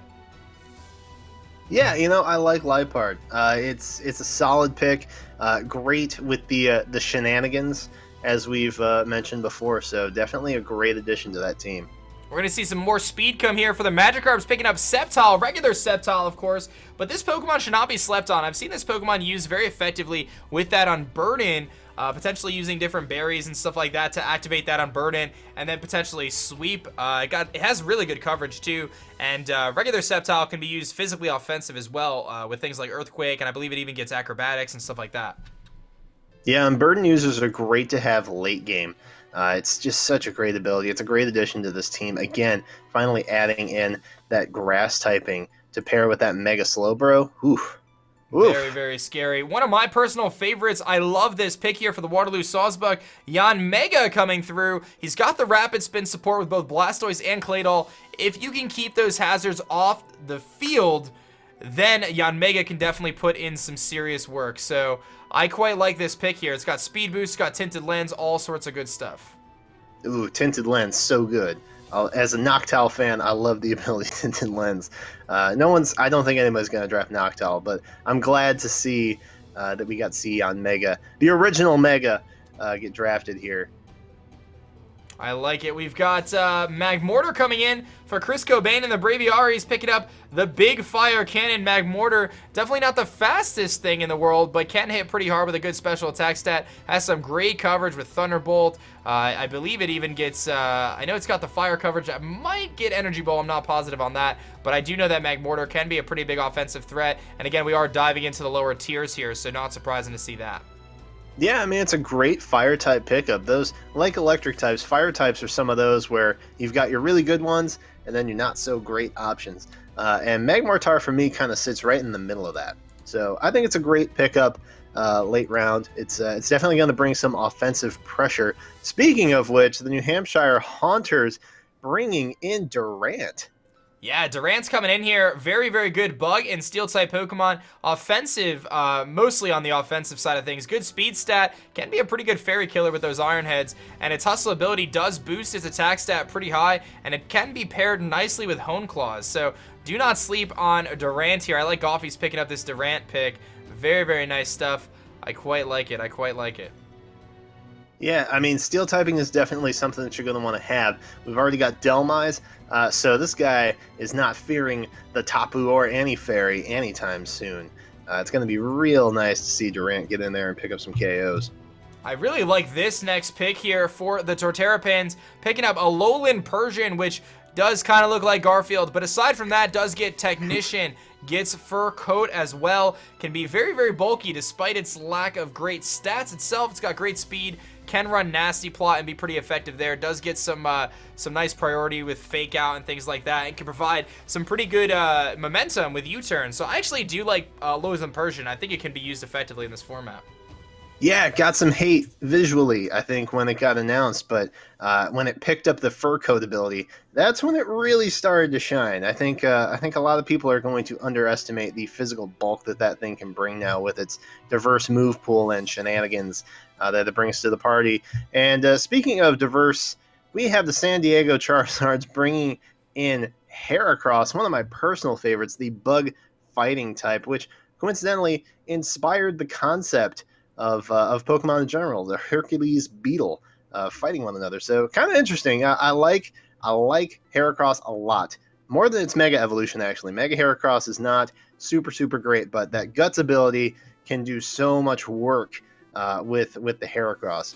Yeah, man, I gotta say that Heracross is definitely on fire, perhaps like a flaming Heracross. We've got the next pick coming through here for the Colorado Rapidash, picking their Tier 1 pick, which is going to be Tyranitar to pair with that Excadrill. Oh, boy. T-Tar, man, T-Tar. A lot of people are weary of T-Tar because of that 4 times fighting weakness that it is. And, you know, the threat of fairies now being ever present, not great either. But, you know, it does get the ability to set up sand, I believe. If I'm not And mistaken. it pairs nicely with that Excadrill, man. Yeah. So, you know, great addition late round here. Especially getting it in round 9, essentially getting a very top tier threat. Radioactive gonna get a little bit of Loco here. He's gonna go Ludi Loco, not Ludicolo. It is Ludi Loco, grass and water type Pokemon with Swift Swim. Very interested to see this pick here in tier 4. What do you think about this one? It's interesting. I think we're going counter weather and counter terrain here now. So we've got the water setup if someone wants to bring rain against the Hawluchas. We've got Raichu if someone wants to bring electric terrain. Ludicolo on its own, though, is still really, really solid. Assault Vest Ludicolo is very, very close and dear to my heart. So I'm hoping we'll see some great things come from it. Speaking of, Dan, are you a fan of this bug type that just got picked up by the Clinks? Well, the Clinks are going to pick up Leavanny here, which is a solid option as one of the top sticky web users in the format.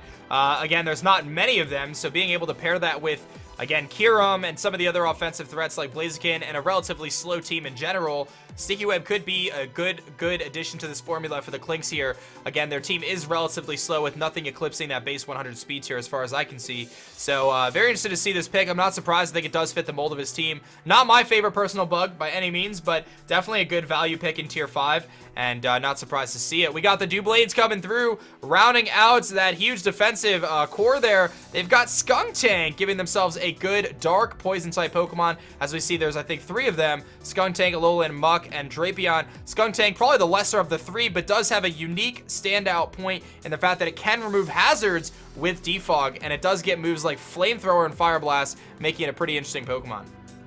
Yeah, not to mention, I believe it gets Sucker Punch too. So this thing is just kind of just all over the place, to be honest. And its typing is interesting. It's an interesting pick. Not something that's usually on my radar. So it's gonna be interesting. Yeah, we've got our next pick coming through here. Big Palm picking up Cradilly here. Cradilly, a very, very bulky Pokemon with the ability to set up Stealth Rocks. Also, I do believe has Water Absorb, which can be very, very effective. I really like this pick as a tier 4, especially at this point in the draft. I think Cradilly can be effective in the right scenario. Absolutely. You know, it's another hazard setter that you might want to bring. Its typing is really unique, paired with the ability, as you alluded to, not but seconds ago. I genuinely like Cradilly. It's, you know, it's fossilized, it's brought back to life, and I think it's going to bring some life to the Rhydons this season. Storm Drain, not Water Absorb, my mistake there. Duncan, Knee Deep, and the Torracats are going to pick up Golem, regular Golem here. Good Stealth Rock setter, does get that sturdy Custat Berry option as well to provide itself to be an effective suicide lead type Pokemon with Explosion. Interested to see Golem here. I'm not surprised to see it go at this point in the draft. But what do you think about this on the rest of the team? You know, looking with the remainder of the team, a solid rock type getting paired again with Terrakion, which was picked up not very long ago, honestly. You know, it's an interesting. I think it fits the team kind of well. It might be slightly redundant, but like you said, with that sturdy Custap, that's something that you got to be on the lookout for. And speaking of being on the lookout. I'm working on a trade right now. I'm working on a trade. I'm not going to lie. I'm just going to break the fourth wall. I am working on a trade. Steve just got Beartic, and my dreams of this Slush Rush have slowly faded, but I'm working on a trade. We got Beartic coming through here for the Milwaukee Sawsbucks, obviously getting a giant attack buff for this thing. I quite like Beartic. I'm not quite sure how it fits onto the mold of his team otherwise, but it did get that huge buff to 130, a base attack now. He's only deviated twice from the Gen 7 hype here with Celebi and now Beartic. Oh, Dan, I'm so sorry. I'm so sorry. What are you going to do, man? Like I said, we're scheming behind the scenes here. I got my coaching staff assisting behind the scenes. We've got the exception in the Tampa Bay Luxrays picking up Porygon Z. Now, I do want to note you cannot use Z conversion in this format because that is OP. But Porygon Z, very good Pokemon with adaptability, download potential boost there, being able to set up nasty plots and agilities and sweep opponents' teams. I do quite like Porygon Z. I think this Pokemon can be very effective.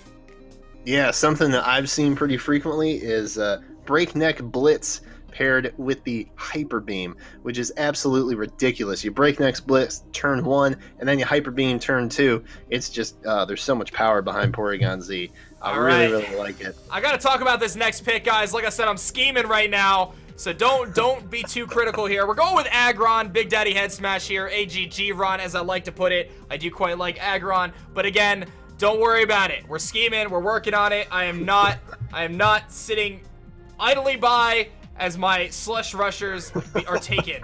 So I will give you guys an update here, hopefully in the next 5 minutes regarding that scenario. We'll make it happen. The next pick is going to be Jodor and the Seattle Sea Kings. I don't know how I'm trying to do all this live. This is ridiculous.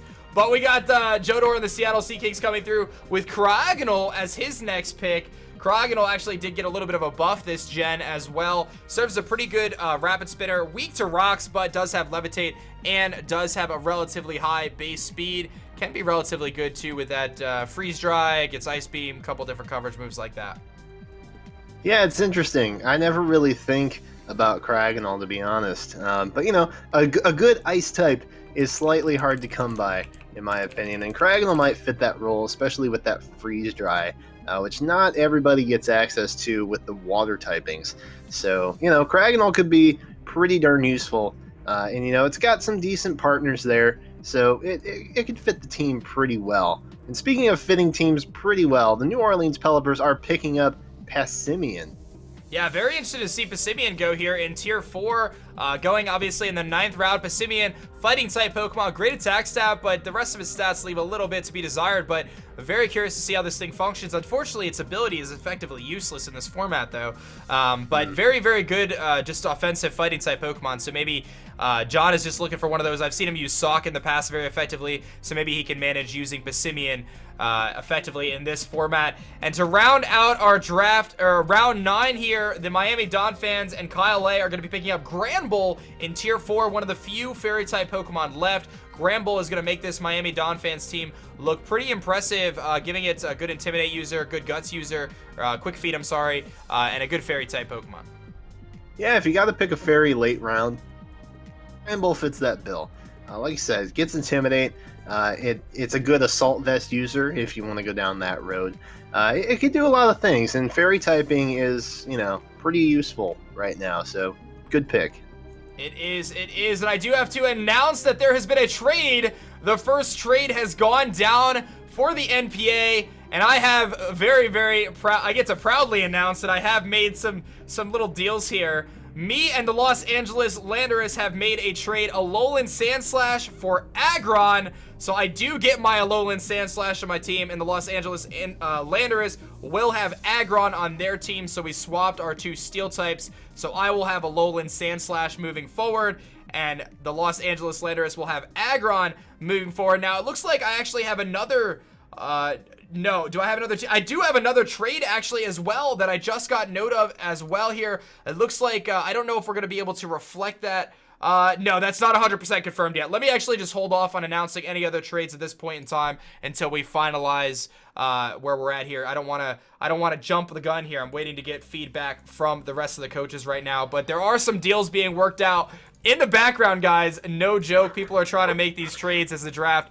shakes out here. And I knew I needed that Alolan Sandslash, so you could mark that up on my squad. I had to make that trade there. So the Los Angeles Landorus will take on Aggron on their team, and I will take Alolan Sandslash to the Minnesota Vikavolt. So, and it looks like I said, it looks like this chat is definitely brewing here a little bit with the trades.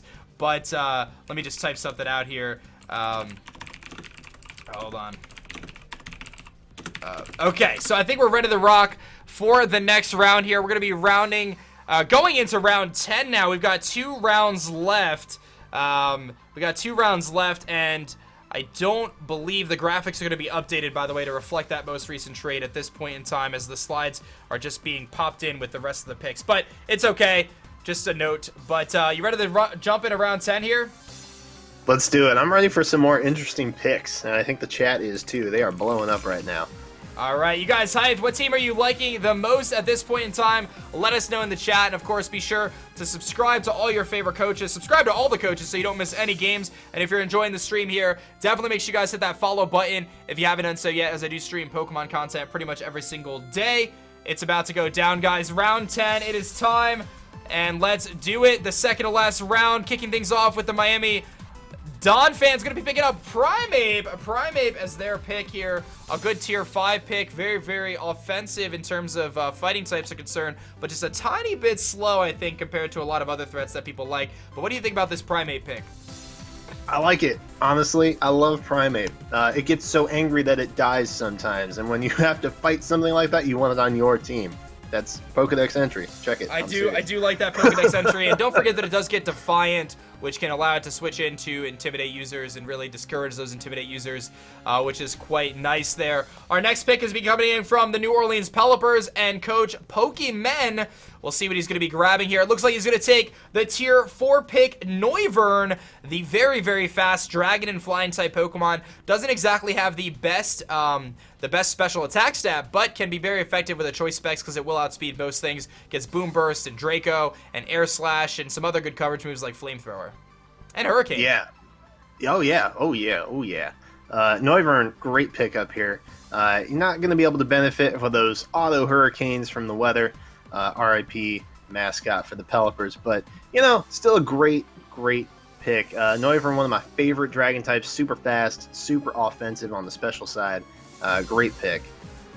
All right, we got Oranguru coming through here as a tier 4 pick for Jodor and the Seattle Sea Kings. Oranguru serves as a very, very bulky Pokemon, great Trick Room setter as well, which could pair relatively nicely with some of his slower threats on his team. But not to mention, its Psychic normal typing is actually really, really cool, giving it that immunity to ghost types.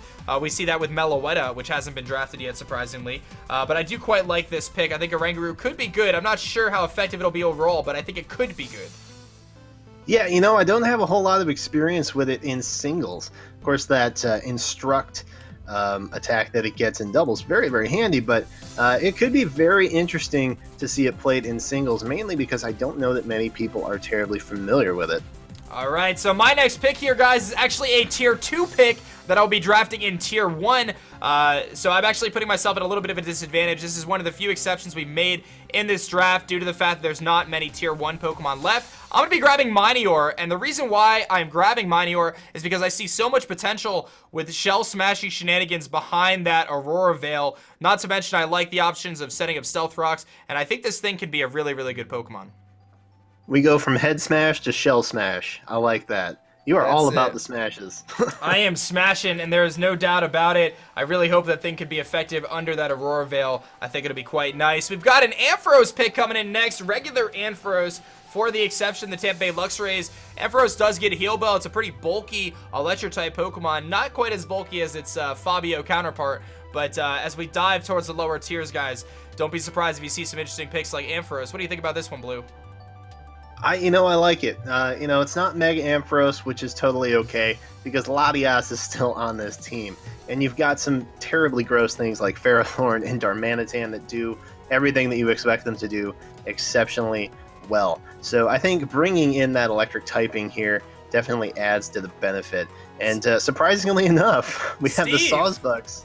He does not draft a Gen 7 Pokemon. What is happening?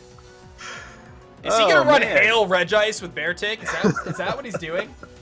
With Ice Body Regice with Hail and Beartick? Is that his plan? I don't know what this plan is, but definitely pretty interesting stuff here for the Sawsbucks picking up Regice. Not too surprising to see that. Well, actually a little bit surprising, but it is very, very bulky and has great offensive options. Duncan is fired up in this chat about his next pick. Let's see what it's going to be. I haven't even seen it yet, Duncan. It is going to be Xatu. Xatu, the magic bouncing, flying, psychic type Pokemon. Very cool Pokemon. I can tell you I've struggled against this in the past in leagues, and if used properly, it can be very good, especially with things like Heat Wave, psychic coverage, does get T-Wave, Roost for recovery, and can magic bounce all day. Yeah, I really like Magic Bounce on this team, actually. Alakazam, not really threatened by hazards if you have the right ability on it. But the rest of the team, can get rid of Sashes, which Kartana typically likes to carry. Magic Bounce is definitely going to benefit this team. It's a hype pick. I like it. I definitely like it. Our next pick is going to be Big Pum. And the Rochester Rhydon's picking Rhyperior. It looks like he's going to have to change his name to the Rochester Rhyperiors or something like that. Something mascot pick. Here is Rhyperior. Very, very big, big offensive threat. Rock Polish Shenanigans has a great ability in Solid Rock as well, which reduces the damage from special effective moves. So with an Assault Vest or with the proper berry, you can actually sponge some, I don't want to use the word sponge, but you can take some grass and water type moves with this thing and use weakness policy as well as another option. Oh yeah, and let's not forget about Assault Vest. Assault Vest Rhyperior can happen, and it's pretty devastating when it does. But weakness policy, definitely a great addition to the potential that Rhyperior might have. And speaking of potential, we have delicious potential coming up here for the Doublades with something I don't think we've considered too much, Slurpuff. Slurpuff, the cake thing. Actually, I'm a little surprised to see it go this late in the draft, considering how threatening and versatile this Pokemon can really be. From Belly Drumming to Calm Mind, Shenanigans has a great offensive move pool on the special side with things like Surf and I believe even Flamethrower, not to mention its physical pressure that it could put on as well, and it could be a team supporter too. So Slurpuff, I think one of those Pokemon that might have gotten overlooked because of its design, but I do think it can be an effective Pokemon on this team. Very interesting pickup there by the Doublades. The New York Lynx coming in through with Papa C, picking up Steelix, regular Steelix as his pick here in Tier 5. Steelix, a very, very good Pokemon. Very bulky, great offensive threat as well with that Sheer Force. You could totally rock it with an Assault Vest or use it as a hazard setter. And just a quick shout out to my man Tyler for 30 months of sub love, man. That is not something you see every day. Thanks, buddy. What do you think about the Steelix pick, man? I like it, and I realized that I've been saying, oh yeah, I like that pick. But when you look at the rest of the team, like Suicune, Kyurem, Gligar, you've got Zapdos, and let's not forget Klefki, the Klefki Shenanigans that were admitted to, rounds ago. Steelix could be interesting. It's a nice late round pick. It's definitely maybe a little niche, but you know, it could definitely do some work. And speaking of work, oh my goodness, the Iowa Luchas pick up Ribombee. Ribombee, of course, Quiver Dancing Shenanigans here from this thing coming in. I'm very interested to see how this functions on his team, but it does give him a lot of speed, and it definitely gives him a Fairy and a Bug-type Pokemon. I'm not quite sure how well this thing will perform, but it does get to Quiver Dance, and it does have decent options in terms of Fairy Stab with like Dazzling Gleam and a couple other options there. Probably going to have to run Hidden Power a lot of the time, but I like this pick a lot for the Rapidash. Kecleon is one of my personal favorites. Protein, of course, seen only on Kecleon and Greninja. Protein changing Kecleon's typing to whatever attack it goes for, giving it priority with Sucker Punch and Shadow Sneak, proving it to be a pretty effective offensive threat with the ability to use Recover and Stealth Rocks. I like running this thing with Assault Vest personally. Yeah, I mean, with that Protean ability, you can really match the moves to kind of counter your opponent. Because, for example, big threats like, let's see, Chandelure, for example, if it goes for the Sucker Punch and then a Fake Out, it can change its typing to be immune to other threats. It's genuinely really, really good, and I don't know that many people really have a solid plan of draft when it comes to Kecleon, but I think it gets overlooked, and it's definitely going to be useful. And we're going to have the San Diego Charizards bring in Mawile for their round 10 pick here.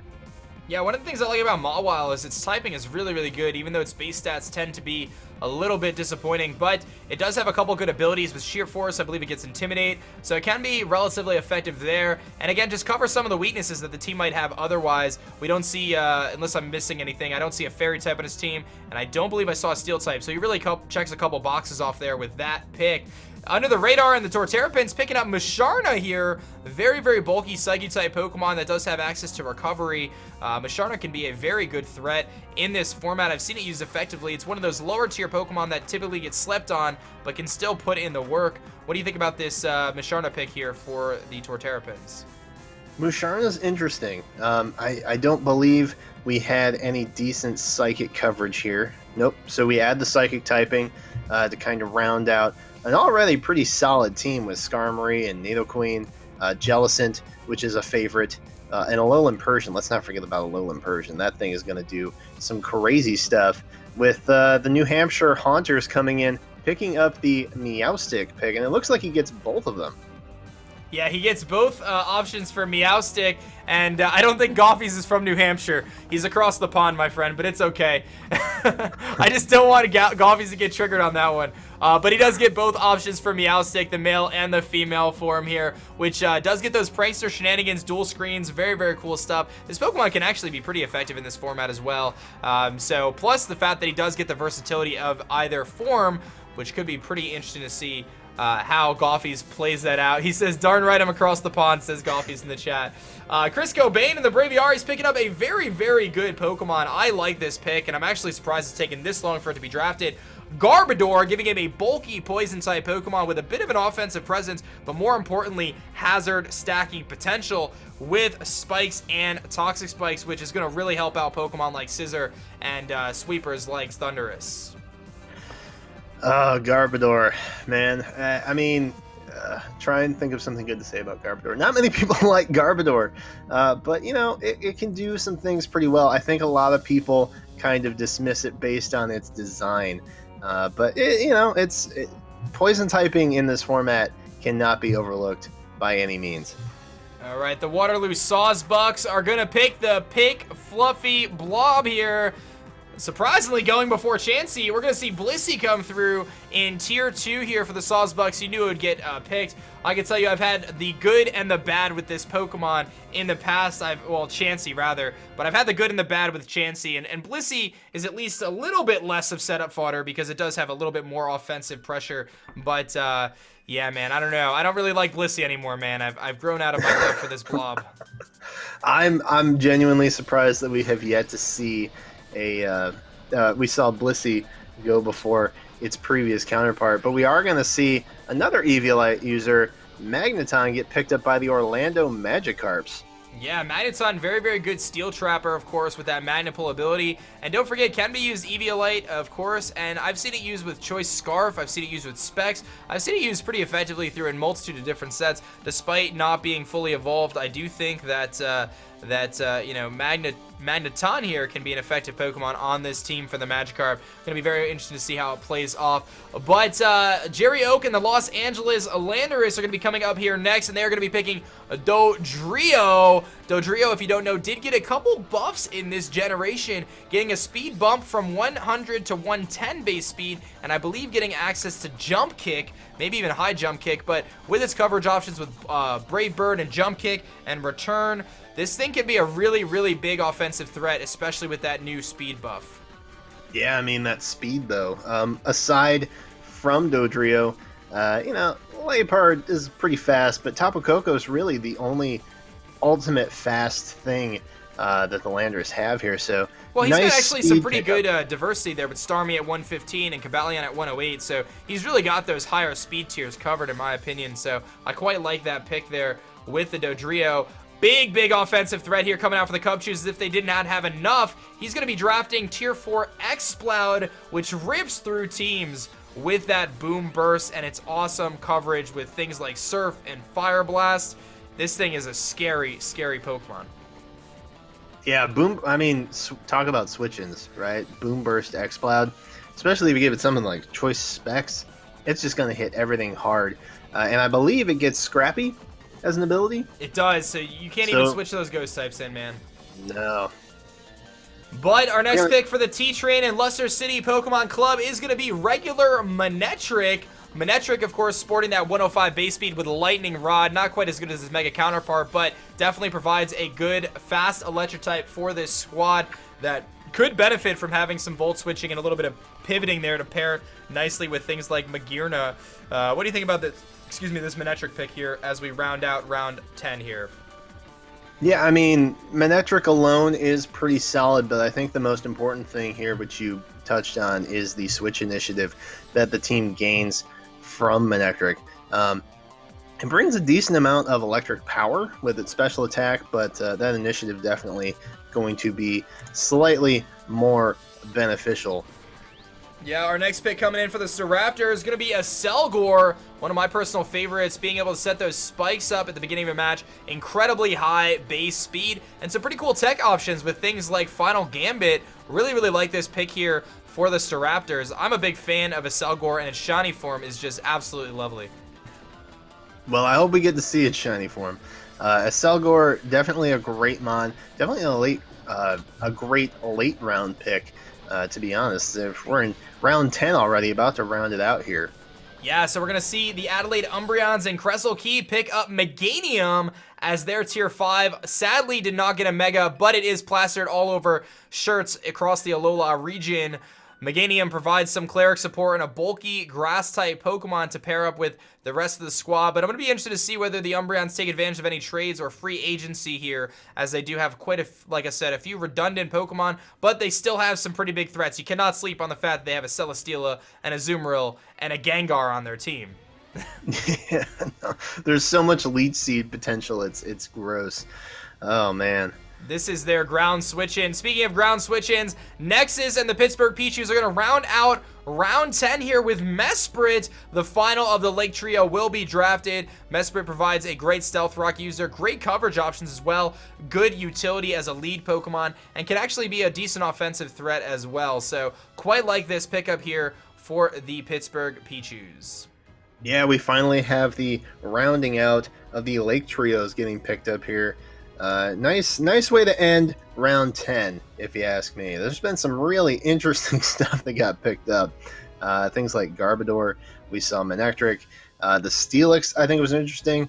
It's going to be really, really cool movie. I think one of the most interesting picks, honestly, was that Minior that you picked up. Yeah, I'm actually really excited about the Minior. I know, obviously, grabbing it as my tier 1 pick, even though it's in tier 2, might be a little bit questionable, but at this point in time, I don't really like any of the tier 1 picks in terms of how they fit with my team, so I'd rather take a hit there, and I do feel that Minior could be very effective, especially with its versatility, the ability to Shell Smash. I think the League format might not quite be ready for that, and I'm actually really excited that I was able to grab it in round 10. I think it could be very effective. In terms of other picks that I like this round, I love the Dodrio pick. I can tell you that was on my radar for quite a while. I do quite like that. I think the Xatu pick is going to be very effective on that team, and I do like Elliot's team continuously here, grabbing that Exploud, just continuing to add huge offensive threats to really aid in those wall breakers. It's going to be very hard to prep for his team, simply for the fact that it's going to be so hard to switch into those Pokemon. But we are closing things out here, guys. We have our final round of picks coming through here. I believe I have everything set up here for the final round, and then what we'll be doing is we're actually preparing some information regarding the different divisions. We're going to have full team breakdowns there, and I believe we have some other trades kind of in the brewing right now, too. It looks like there's a few other trades that are in the works right now, so you might see some switching up of the rosters here at the end of the draft. But Blue, are you ready for our final round? Is the chat ready for our final round? I am. I want to know if Chansey gets picked. I want to know if Chansey gets picked too. It is a tier 1 pick, so as a result of that, I think a lot of teams have kind of steered away from it. I believe it's a tier 1 pick.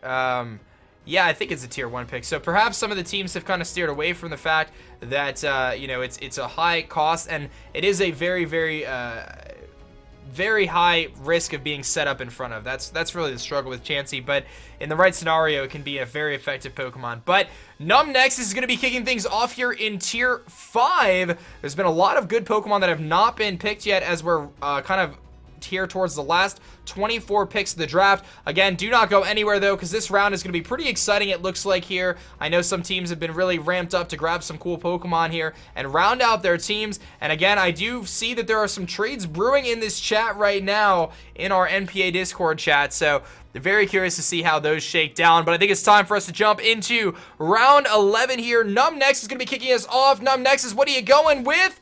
He is going to grab Floatzel, the water-type Pokemon immune to Skull Burns because of its ability, great speed stat, and pretty good offensive pressure as well. What do you think about Numnexus grabbing Floatzel and the rest of his team?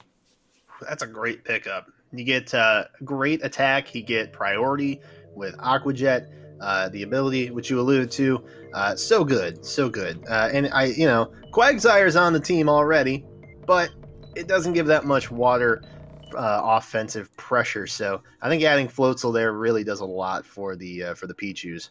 Yeah, so the Adelaide Umbreons are coming up next, and we've been a little bit, had some criticism towards the Umbreons due to some of their redundant typing. They're going to pick up Audino here. Audino as a tier 5 pick, giving them a bulky option with Regenerator, of course. This thing does not die. Not a mega, of course, but definitely providing some serious bulk. It's going to be interesting to see how this team plays out. I think there's a lot of big threats on it, but I am a little concerned about some of those weaknesses. But between Celesteela and Flygon and Meganium, I mean, she does have some ground checks. So this will be an interesting team to see how that plays out. Yeah, it's all about clearing the threats and then bringing in what you can. That's the beauty of League format. You can prevent yourself from getting stomped, even if your team has a couple holes that maybe you weren't necessarily super aware of prior. So I think it's going to be, the team's not ideal, I don't think, but I think it's definitely workable. Yeah, we've got the Seattle Staraptors here, and Coach Gearhart going to be picking up Mega Sharpedo as their final pick in the S tier. Now, keep in mind, Sharpedo won't be able to benefit from that speed boost, unfortunately, but it is a pretty big offensive threat, nevertheless, with its strong jaw, boosting the power of its moves, and it might even get the new Psychic Fangs move this gen. Actually, I think it does, adding another layer of coverage to it. Very interested to see the Sharpedo pick here. I'm not a big fan of Sharpedo myself, especially without the speed boost, but we'll see how it functions on this team. We got the next team, T-Train and the Luster City Pokemon Club, going to be picking up Crustle in Tier 5, which did get an attack buff this generation as well, and can do some shell smashing and hazard stacking shenanigans. Yeah, I really like Crustle. For the team that we have so far with things like big threats like Sneasel, Crustle definitely helps round things out. Donphan's there, but there's not really some, I guess, reliable hazard setting up. So Crustle definitely adds to that. I like that. I like that pick. Yeah, and again, can't sleep on its offensive presence as well with those shell smashes. Galactic Elliot going to round out his team with Ariados, potentially to give himself that Sticky Web and Toxic Spike support to help out the rest of the team. He does already have Toxic Spikes on his Tentacruel, but this will give him Sticky Webs as well. So Ariados coming through, very interesting pick, something that you probably wouldn't expect too much, but I actually do think that Ariados can be a decent Pokemon. I mean, talk about Sticky Webs. You get Sticky Webs up on your opponent's side of the field, and then you have Mega Metagross. Good lord. Yeah, that could that is going to be threatening. Could definitely be devastating on perhaps one of the best, at least, teams drafted so far. I mean, just those first 3 picks alone, pretty darn scary. We're going to see Jerry Oak in the LA Landers picking up Samurott as his tier 5 pick. Samurott, of course, very, very good water-type Pokemon with Torrent, but unfortunately did not quite get the benefit of a great hidden ability like Serperior and Emboar did. Decent Pokemon with good coverage. It actually dominates the NU tier with Swords Dance, but, we are down towards the bottom barrel here for these Pokemon, so I'm not surprised to see Samurott go here for the Landorus. Yeah, I mean, it's not a bad pick. We've still got some stuff on this team, and Samurott's one of those that's very well-rounded, I think. It's not great in any particular stat, but it's relatively well-rounded. I think it'll add to the team pretty well. And speaking of adding to teams pretty well, we have the Orlando Magikarp getting Pyroar with their last pick for Tier 5. Yeah, Pyroar sports a great 105 base speed, a good special attack stat, and an interesting typing being normal and fire, being able to switch into those ghost types without problem. Pretty interesting stuff there. Has good coverage, but really allows it to stand out, or has decent coverage, but what really allows it to stand out is that base speed. And as a tier 5 pick, getting 105, a relatively speedy fire type Pokemon, you throw, Hyper Voice can do some work. You can run Fire Blast and a couple different other coverage moves there. It's just too sad. I believe it's, what is it? It's got an ability too for the physical side, but I can't remember what it's called. But either way, let's move on here. We've got the Waterloo Sawsbucks and Old School Sin going to pick up regular Muck. Not quite as loved as its Alolan counterpart, but definitely has some viability with the priority Shadow Sneak. Poison Jab gets the fire punch or the elemental punches, and that Poison Touch can prove to be pretty effective. Yeah, regular Muck's still pretty good. It doesn't have that beautiful dark poison typing that I've mentioned before. But regular Muck still does quite a bit. It's got decent special defense, so it can take a hit or two. And like you said, with that Poison Touch ability, definitely going to bring some statuses to the game. Yeah, we've got Leafeon coming in here for Crisco Bane and the Braviaries. Leafeon is a tier 5 pick. and this Pokemon has a pretty good attack stat and a solid defense stat, but it really has to rely on things like Swords Dance to boost its attack, and really rely on things like Leaf Blade and X-Scissor as its coverage options. It's a little bit slow, which kind of hinders its ability unless it's in Sun. But Leafeon can be a decent pick, especially providing a good ground, ground resist and things like that. Yeah, and I think a good ground resist is something that was needed for this team. Not to mention adding the vital grass offensive pressure. And I will apologize for mispronouncing this name previously. Hampshire Haunters, you're way better than the new Hampshire Haunters. Those guys are terrible. You, however, are a true master. Picking up Emolga with their last pick. Yeah, Emolga is a very interesting pick here. It does get Moto Drive, does have some flinching potential with Air Slash, and does get Nuzzle. And I mean, it's an interesting Pokemon. It does give him an electric immunity. It's relatively fast, but it does leave a little bit to be desired with its a lot to be desired with its offensive pressure.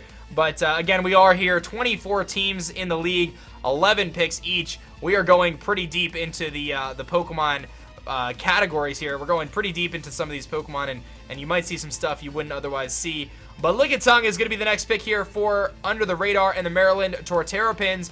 We saw Licky go earlier. Lickitung gets the benefit of that Eviolite, adding to its bulk, but again, leaves a little bit to be desired with its offensive pressure. But I think if it still gets that Cloud 9, it could be really effective, especially considering all the different weather abusers in the format now. Yep, still gets that Cloud 9 ability. And again, the Eviolite is there. I believe it gets Seismic Toss, or it did at some point. I'm not sure if it still does. But a decent addition to the team. San Diego Charizards bringing in the heat that is Toucannon.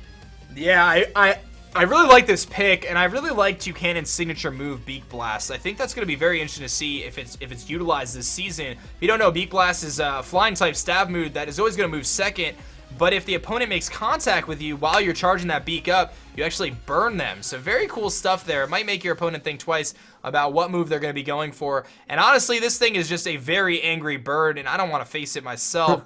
So it's going to be interesting to see how the Charizards use it throughout this season. Moonlight Swami and the Colorado Rapidash are coming in next with their pick, Shiinotic, which is a grass fairy type Pokemon with a really cool move in Strength Sap, giving it an ability to heal itself based on the opponent's attack stat, and then it also reduces their attack by 1 stage, not to mention 100% accurate sleep move in Spore, but it does lose out comparative to things like Amoonguss because it doesn't have Regenerator. But I like this little trippy mushroom. I think it could be decent. Yeah, I'm not terribly familiar with Shiinotic, but Shiinotic, sorry. Had a little slur there. But, if I'm remembering correctly, it's got some decent bulk. Its move pool is very unique. It gets a lot of new moves that were introduced in Gen 7, so it could be pretty interesting as to how it comes up. We have the Iowa Hawluchas bringing in their last pick with something that I think has gone a little bit unnoticed here. We're going to see Delphox get picked up. Yeah, I 100% agree with you there, Blue. I think Delphox is a very good Pokemon in this format. It's got a great speed stat, putting it above those base 100 Pokemon. Great coverage options. I love the Solar Beam Power Herb combination as well. There's a lot of potential around Delphox, and it can be used very, very effectively as a fast fire type Pokemon. I think this is a great pickup, especially in this round. We're going to see a Mega Evolution go off here for the New York Clinks, picking up Mega Alakazam to finish off this team, and that does solve that speed issue I mentioned in the last round. He did have a little bit of speed problems there, but he's got 150 base speed Alakazam now to rip through teams. You're a wizard, Harry. You're a wizard. Not to mention getting a great ability in Trace, I think it is. Yep. So, being able to utilize, we've seen a lot of Intimidators get drafted. Being able to fire off something like that back, or picking up a Magic Bounce maybe to keep hazards from getting set up on the side of the field. Just a lot of good potential with Mega Alakazam. I really like that. I'm surprised it's lasted this long. Not to mention how much cereal you can eat with those spoons.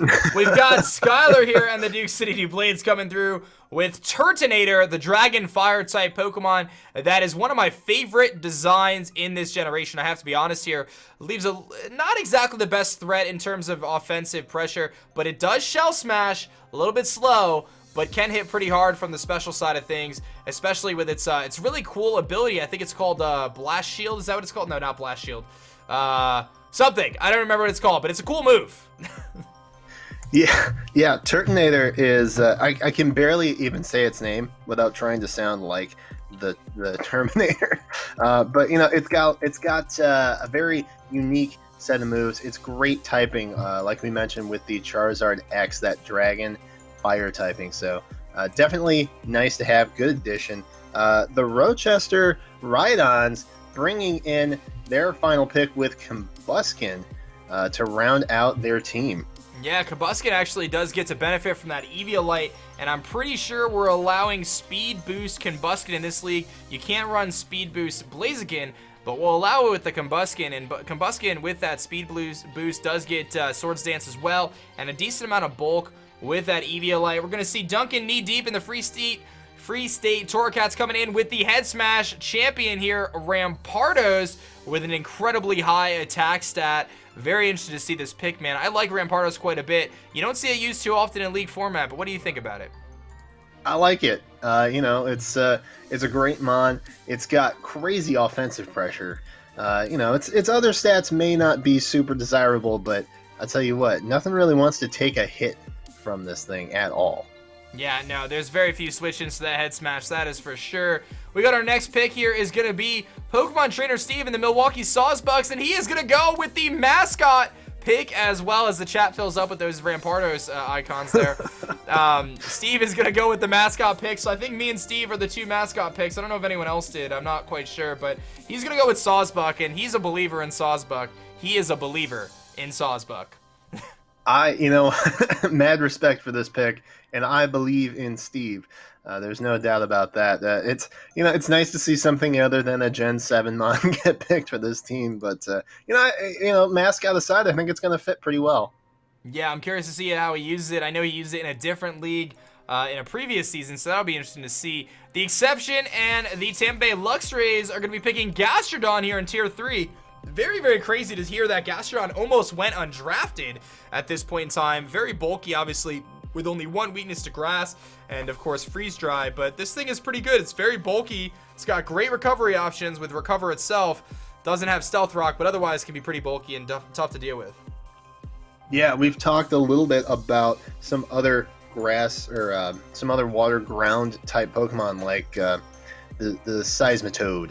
We saw Quagsire, but now we see Gastrodon with a great ability in Storm Drain. Again, that only one weakness to grass. I think it's going to do exceptionally well, especially with that move pool that it has. Yeah, man. So here's my final pick for the NPA Season 3 draft. I'm going to be grabbing Gorobus here. I just want to Shell Smash, man. I just want to set up an Aurora Veil and Shell Smash. That's my plan. I'm just going to tell every coach. That's my plan. So that'll be what I do every time. You've developed quite the smashing team, Dan. Well done.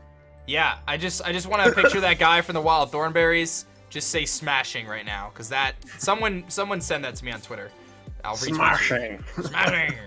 All right, so that'll be my final pick here for the draft. And again, we do have some trades here that looks like there's a couple more trades coming down. I just got some info on, so I'll announce those at the end of the draft here once we wrap up these last few picks. Jodor coming through for the Seattle Sea Kings with a pick that you like, Blue. You got your Golbat here. Golbat.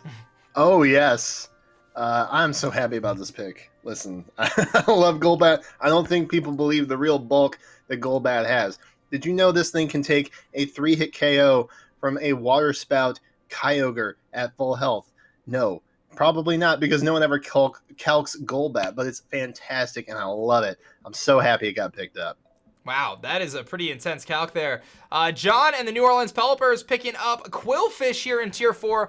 I love Quillfish, man. Intimidate, Toxic Spike, Spike Setter, does get Swift Swim, so it could benefit from the rain as well. I think this is a really cool Pokemon. It adds a very cool hazard dynamic to his team, especially supporting things like Victini and Raikou, which can really rip through teams. I quite like this pick of Quillfish, and I've always been a big fan of this design. I feel like it's one of those forgotten mons, but I really like it.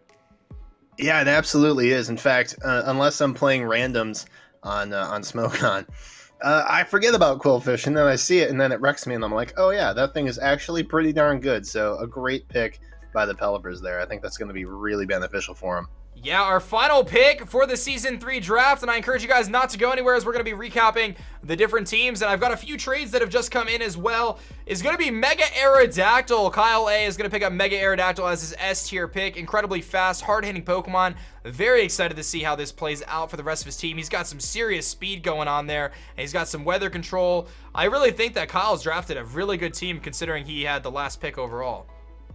You know, I think that's the benefit of the wheel pick. You get to complete partners or pairings or cores without a whole lot of threat. Sure, you're waiting a long time, again, almost 50 times between your picks, but you get to complete the mons that you really want. And I think Mega Aerodactyl is really going to benefit that team.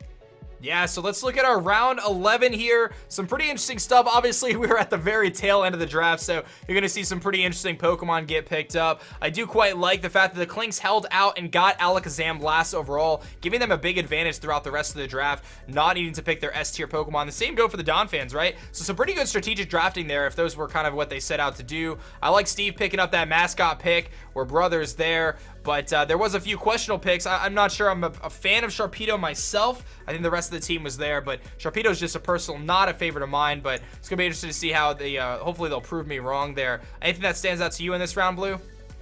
I got to give it to the Sea Kings with that Golbat. I don't care what anybody says. I love that Golbat, and I hope it's just not benched the entire season. I hope it gets to do some work. Yeah, and it does get some reliable options to get rid of hazards with Defog there. So let's take a look at our red division, which is going to be made up of the Iowa Hawluchas, the Braviaris, Duncan's Torracats, the New Orleans Pelipers, Rochester Rhydons, and Kyle A's Miami Donphans. So looking at these 5 or 6 teams here, is there one that stands out to you that you think, we're going to make our bold predictions right now, Blue, which of these teams do you think is going to edge out ahead just at a quick glance at their teams? Oh, man. I'm telling you, that Victini pick with the Pelipers, Victini is always a monster. But, I would never underestimate the combination of Keldeo and Thundurus. But I'm going to have to give it to the Pelipers. That team looks pretty darn threatening. And it's also got some decent bulk with it to boot. Yeah, I'm going to kind of join you there. I really like the Pelipper squad, man. I really think that with Finny, Victini, Raikou there, just alone, I know John can use Reuniclus incredibly well. But I got to say, Kyle A's Donphans are really impressive. He managed to draft a rain team that wasn't reliant on rain to be effective. He managed to draft huge, hard, fast-hitting Pokemon like Weavile and Aerodactyl, which I'm actually a big fan of Mega Aerodactyl. I think it's a great Pokemon in this format. And he's got insane bulk with things like Cresselia. So I'm very interested to see. We saw Kyle actually make a pretty solid push last season, bounce back after some tough matches and really play well. I think the Donphans are going to be a team to watch out for. This is a very interesting division, though, especially when you factor in things like that Kyurem Black with Sticky Webs. I think Duncan has a team that might not look insane on paper, but has some serious threats. Things like Terrakion, Garchomp, Kartana, that's going to be very hard for teams to deal with and switch into. Not to mention some good defensive counterparts there with like Alolan Muck, which can be offensive as well. So some pretty interesting stuff here in the red division. Let's talk about a division that you might be familiar with, the blue division, of course, which does involve me. I don't want to bias you, so I'll let you go first, but it looks like I'm going to have to deal with the Chicago Cubs shoes at least once. Oh, that's unfortunate. Oh, man. I mean, now that you've got the Slush Rush, which I don't know if it's not reflected. No, it's not. You got the Slush Rush, so, I mean, that's pretty solid. But, I mean, the Cub shoes just look so strong. Can I pick 2? If I had to pick 2... oh man, but then there's Victini, Scizor, Entei. Oh my goodness, this division is on fire. For being so blue, this division is red hot. So I don't know that I can pick. I don't know that I can. Yeah, some serious threats in this division. There's no doubt about that. I mean, obviously, Elliot's team really is what stands out to me with Metagross, Salamence, Clefable. That alone is just incredibly scary. But I don't want to forget about some of the other offensive threats there. I mean, there's a team with an Excadrill, a Tyranitar, and a Mew on it, and that should not be forgotten. That is a very scary team when you throw Haxorus on the top there. And next is his team, Lele, Scizor, Entei. I mean, this is probably, I don't know. This division is scary, and I don't know why I get stuck in this one. But so just to clarify, Shadow City case here. There are some trades that have gone down. I did make the trade Aggron for Alolan Sandslash. We just haven't reflected it here, as we've been trying to do everything behind the scenes as we go. So I jumped the gun on that that announcement there. I was just so excited that we made it happen. But we got the Gold Division coming up next. The Gold Division features the Sawsbucks, the Umbreon, Seattle Sea Kings, the LA Landorus, the Klinks, and the Doublades. First thing that stands out to me is I really have to say I quite like the Doublades defensive core first and foremost. I mean, Venusaur, Heatran, Slowbro alone, adding some offense there with the Staraptor and the Jolteon. I really do like that defensive core. I think you're going to see some serious work put in too by the Landorus. You know, Jerry can put in some work with that Tapu Koko, the Starmie, and his newly found Aggron with Gliscor there. Anything that stands out to you on this Gold Division? Oh man, well, you know what? Golbat is present on the Sea Kings, and let's not forget Mega Sableye is also on that team. So that's got some interesting techs that are going to prove to be a little bit difficult to get past for a lot of the other players. But the Doublades, man, look at that core. Look at those cores. Tell me that's not a gross defensive core that you just don't want to deal with. Yeah, it's very scary. And I do actually have another trade in here that I'll announce momentarily. The Seattle Sea Kings and the Hawluchas have made a little swap, and it looks like we've got a couple other transactions happening right now. You're seeing some people make some free agent movements. There's a couple free agent movements I'm seeing. So I'm going to actually announce those here after we talk about the Silver Division, which is going to contain the Leicester City Pokemon Club, the Tampa Bay Luxrays, San Diego Charizards, the Torterrapins, the Magikarps, and the Waterloo Sawsbucks. In terms of my thoughts on these teams, I mean, these are some pretty interesting squads here. I gotta say, I do quite like the Charizard squad. I think with Toxapex, Mega Gyarados is a huge threat. I think Heracross could be a sleeper there. Latios is just an absolute monster. But I'm also really kind of a fan of these Sawsbucks, the other Sawsbucks. I quite like the Bulu with Hydreigon. Magnezone, I think, really complements that team well. What do you think, Blue? I agree. I mean, the Sawsbucks, listen, Bulu is an absolute monster in League format. So anytime you see that popping up, you can't necessarily ignore it. That thing is a threat. Not to mention Ambipom, things like Chandelure, Melodic, all kinds of good stuff. But, you know, Magearna is also in this division over in Leicester City, it looks like. So let's not forget about that. Magearna is an absolute threat. Yeah, it definitely is, and we're gonna do that Sports Center noise. Da-na-na, da-na-na. We got ourselves some trades coming in here, guys. Last minute, some trade shenanigans happening here. We're gonna see the trade I announced earlier. Aggron is going to the Landorus for Alolan Sandslash to my team. Big trade just happened. The Seattle Sea Kings and the Iowa Hawluchas have swapped Togekiss and Pelipper. So we're going to see some swaps there in terms of the weather and how those things are going to shake down. Elliott and the Chicago Cubs have dropped Ariados already. He's going to be grabbing Kricketune instead. And we see another free agent transaction go down as well for the Staraptors, dropping Hippowdon and picking Como.